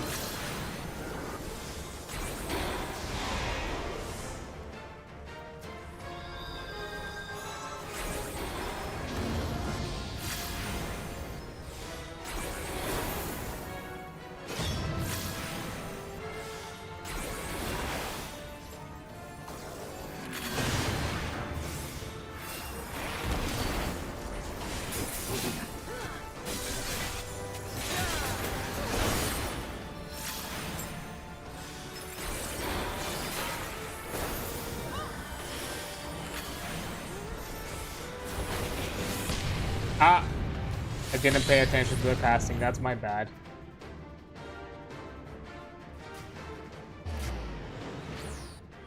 I just did not. I didn't realize the casting. That's my bad.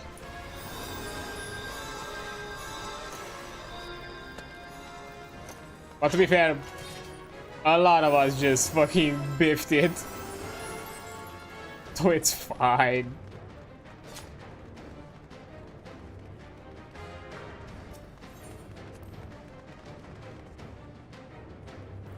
I just use teleporter, right? Yep.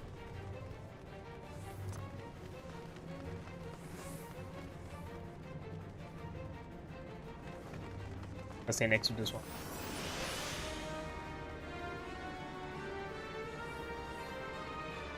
Okay, so.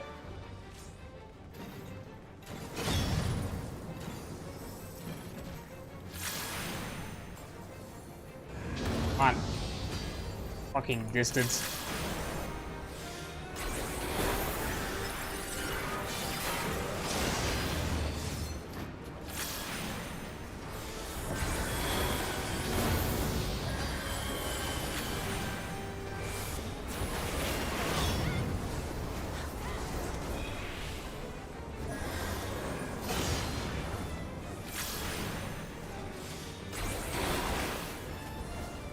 Ah, I forgot to snooze the ad break, my bad.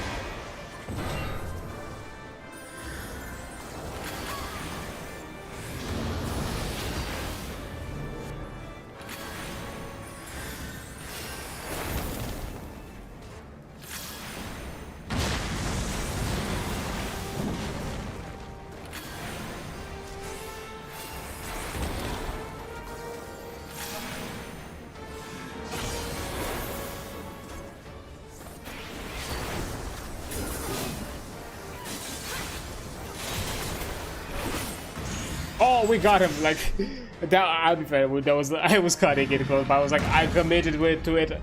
I'll take it, whatever.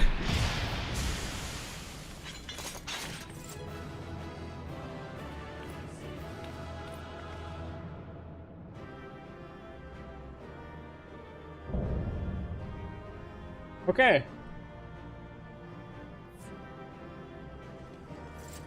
Guess that was a catalyst.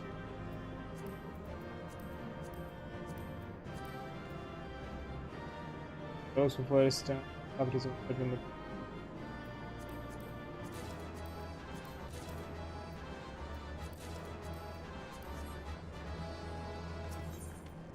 I don't know. Ah, I see our accommodation. I forgot about it. My bad. But I suppose I probably should have waited after the ad break was over. I'll wait for a bit. I'll wait for a bit.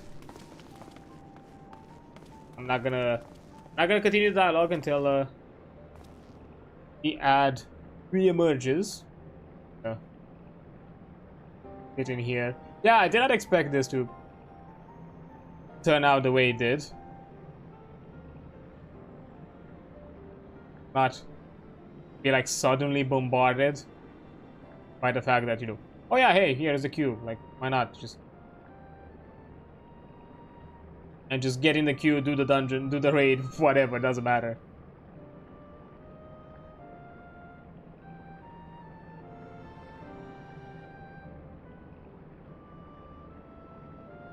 Definitely has been an interesting experience.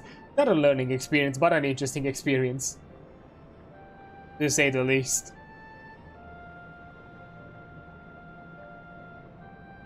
But anyhow, welcome everyone from the ad break. So we've done the boss, we've completed, we've finished all that, and not too long, like less than a minute ago. And I decided to just wait up as the cinematic got engaged for me leaving the dungeon. So yeah, let's just do the dialogue, conclude this quest line, and be done for the day. So, ho there, Adrian. Very impressive, I must say.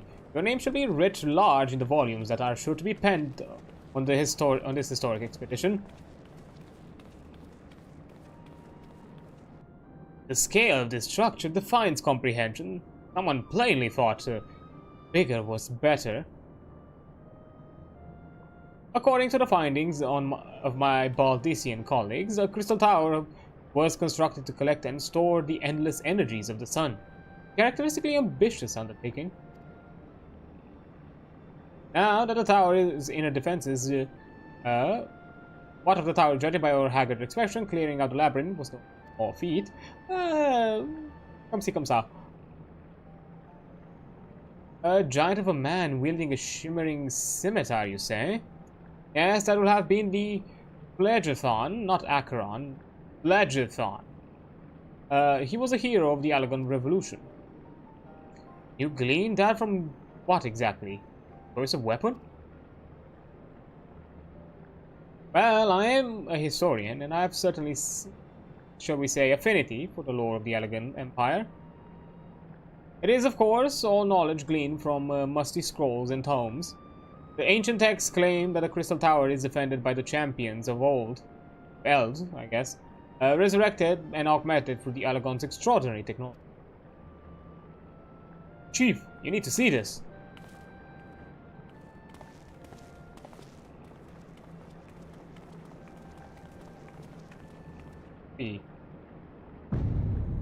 Oh.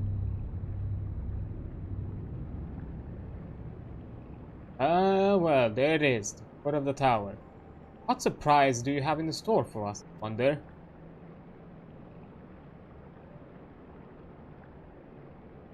I can't tell you how glad I am to have you with us on this little jaunt, friend. Have you not beaten the path through that maze? I very much doubt we'd be standing here now. Well, we have much to discuss and digest. Let us retire to St. Coinax, find, for the present, and there plan our next step. Lest there be any doubt, our expedition has some way to go yet.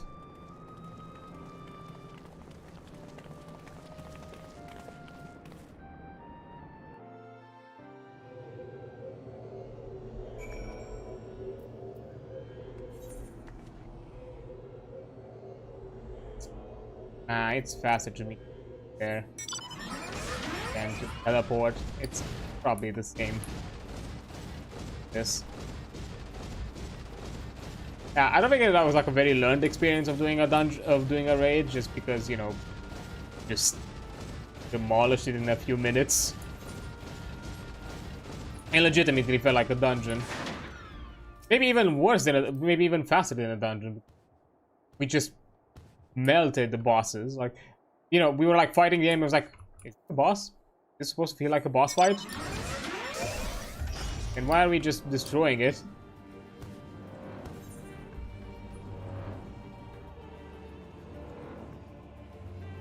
Now, what's gonna be the conclusion, I wonder, from all of these?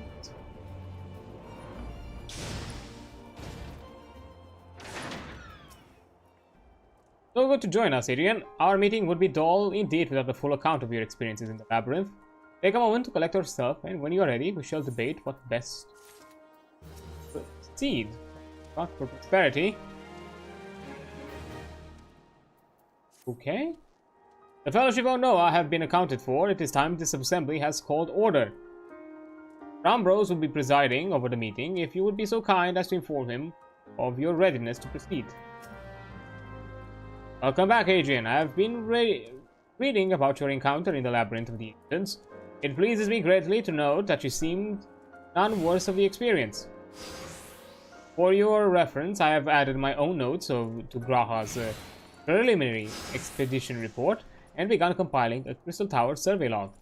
Information contained therein will be available to you at all times, should you have any questions to ask. Now, if there are no objections, we'll begin with a summary of the expedition's key accomplishments.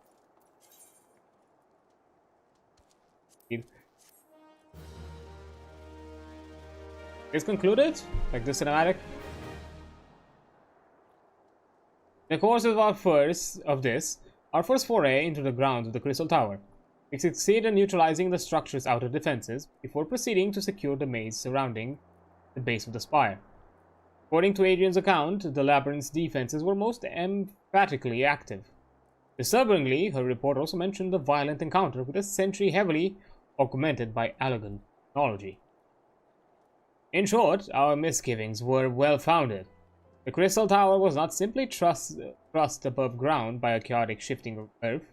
It has somehow been reawoken. If as it seems increasingly likely the tower's secret should prove dangerous to share with the world, we'll have no choice but to contain them. Short of leveling the place, this will almost certainly involve returning its mechanism to a state of dormancy. That, however, we will first need to address the question of how they work. The answer which must surely be waiting for us inside the tower itself. Conclusion, that is where we must go. A task rather easier said than done, if the perils of the labyrinth are any indication. Then I move to that all further exploration of the tower be delayed until such time as an exhaustive analysis of the structure's defenses has been completed. Master Garland, I entrust this task to you. It would be my pleasure. Don't forget about us. It's like you said, Chief. We found the ironworks to make sure that the technology was used for the right reasons, and that means making sure it's not used for the wrong ones. We wouldn't be doing our jobs if we didn't see this through the end. Lads, well, I hope you're ready for some back-breaking chores. Well, everything seems to be in hand in here, so I shall take my leave of you for the present. If I am to witness this valiant tale unfold with mine own eyes, I must needs hone my martial skills ere we ascend the spire. You'll do nothing of sort, Gra. Your knowledge may prove unuseful to Master Garland's investigation. Pouting little man. As an observer, I'm not, strictly speaking, subject to your authority. Pray do not mistake my intent. I am well aware that I shall never be a match for one with your innate talents. However, a hard I train. Be that as it may, I pray do not allow your skills to rust for disuse the coming pause. We'll need you fighting fit in our subsequent foray are to prove as productive as this one. Mark me, we've not yet caught more than the briefest glimpse of that which time has obscured. Soon, however, we shall be casting the veil and gaze upon the glory of the elegant empire. And with that encouraging thought in mind, it is time to bring this assembly to a close. Let us all focus on the task at hand, that our next expedition may begin all the sooner. Meeting adjourned. So this is basically the game telling us, like, wait now, unlock other things, and we'll see how stuff goes on. You again. Face mask. I guess I should never trust people with face masks. Such a terrible mess. Yet it does leave the door wide open. One cannot help but be impressed. I'm beginning to understand the reliance you place on adventure, friend. So, this is a legacy of the elegant empire left behind. If my readings are correct, the energy source waiting atop the tower is a match for even the Ultima weapon. Nay, more than a new toy for me to play with.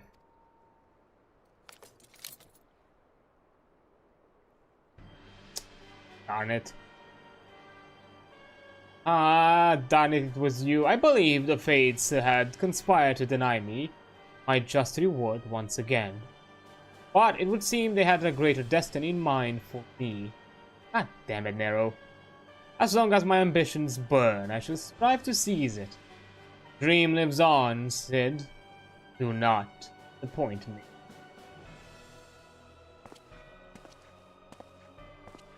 Boy, I think you're a bit delulu. I think you're a bit delulu, I would say. What? Agros is frustrated over Noah's lack of progress on the tower. Still more to do?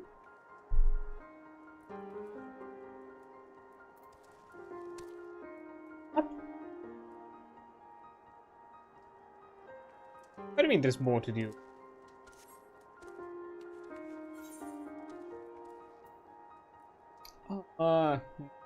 Trying to think, because we've extended this, not necessarily extended, kind of within our usual, not really within our usual time. It's already a bit extended. I usually end my stream, but to be fair, I did start late today, so I'm within expected time. Is this? Look, I'm gonna do a quick search. I'm just curious to see how many quests are still left. So, although the wiki might not give me a good idea,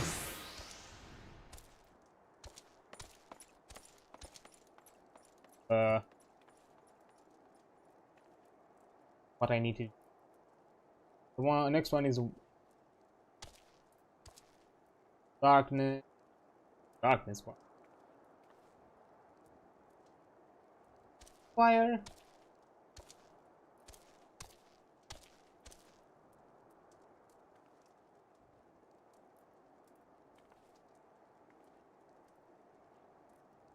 Out of hope required. I'm trying to look to see if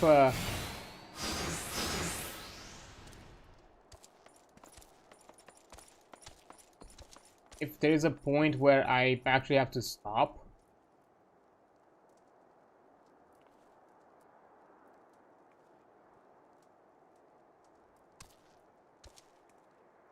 Or do we just continue with this quest line?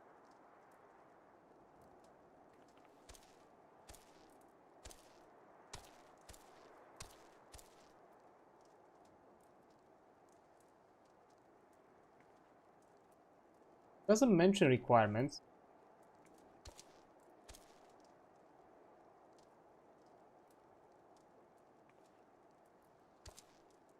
And yeah, there is still a amount of things to do.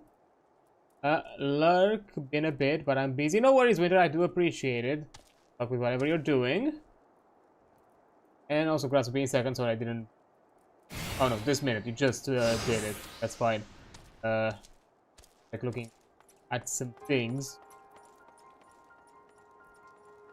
Figure out how much it is left. Since it's live now on capitalization. Oh, this is a broadcast, okay. Yeah. Yeah, I think this is probably a good conclusion for us for today, because it seems I'm not sure if it's gonna be a point where this is gonna be stopped for us, or we dance with more MSQ things. We might actually just need to progress with that a bit more. So if that's the case, then I'll just go back here. I have my resting XP, because I'm suspecting there's still like quite a series of quests to be done.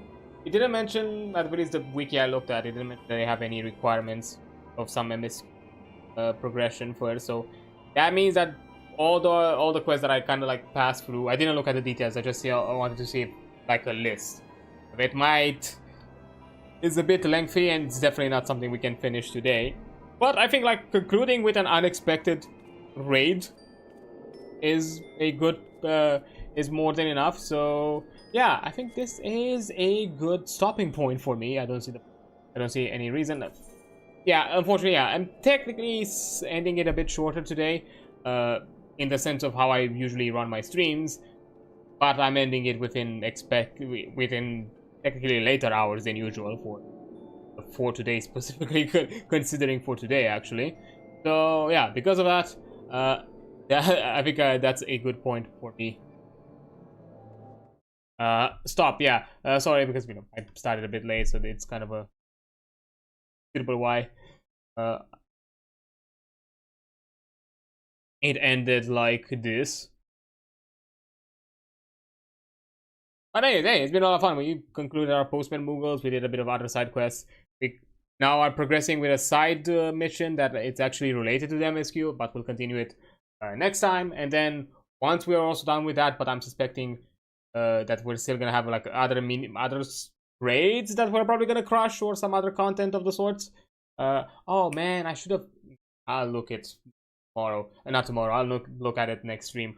Because we did the raid, and we probably have some tomes that now that allows us to get a bit of more extra gear. I'll look at it next week. It's fine, not a big loss. But yeah, that's kind of a concluding point for today. But before we go, you want to see who do we have around that we can say hi to for a raid and do all those fun things. Somebody new, someone unusual. Let's what is in store for us. And to like look at it and figure it out. Anybody doing something fish related, or I don't know, maybe even Final Fantasy?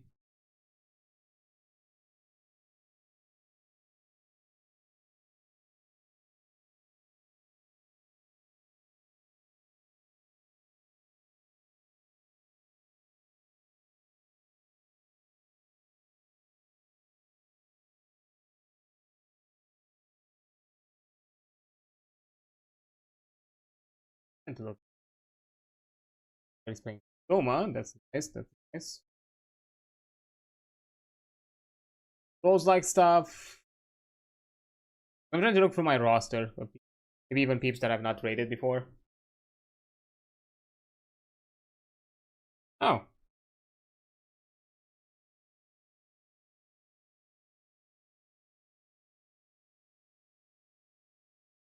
Right.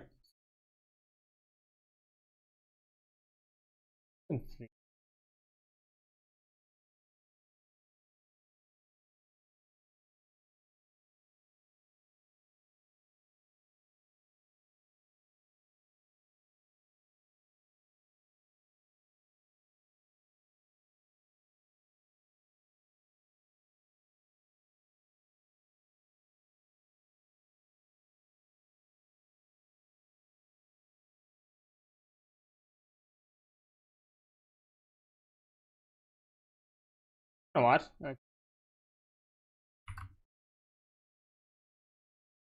Okay. This place.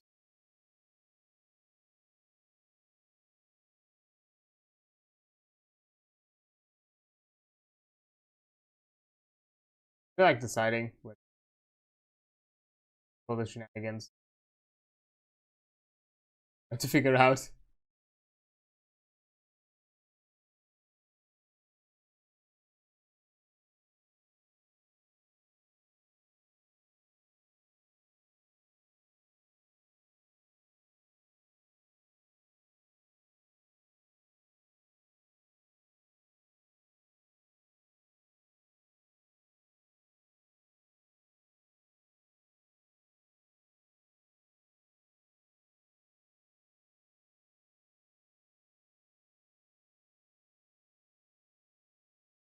Okay, I think I know.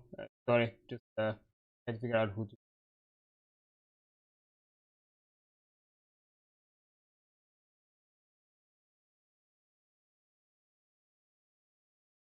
It's not really MMO-ish, but RPG inspired. So that works. Why not?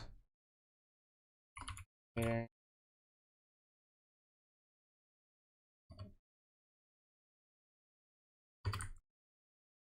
I think I've seen her on the stream. Right?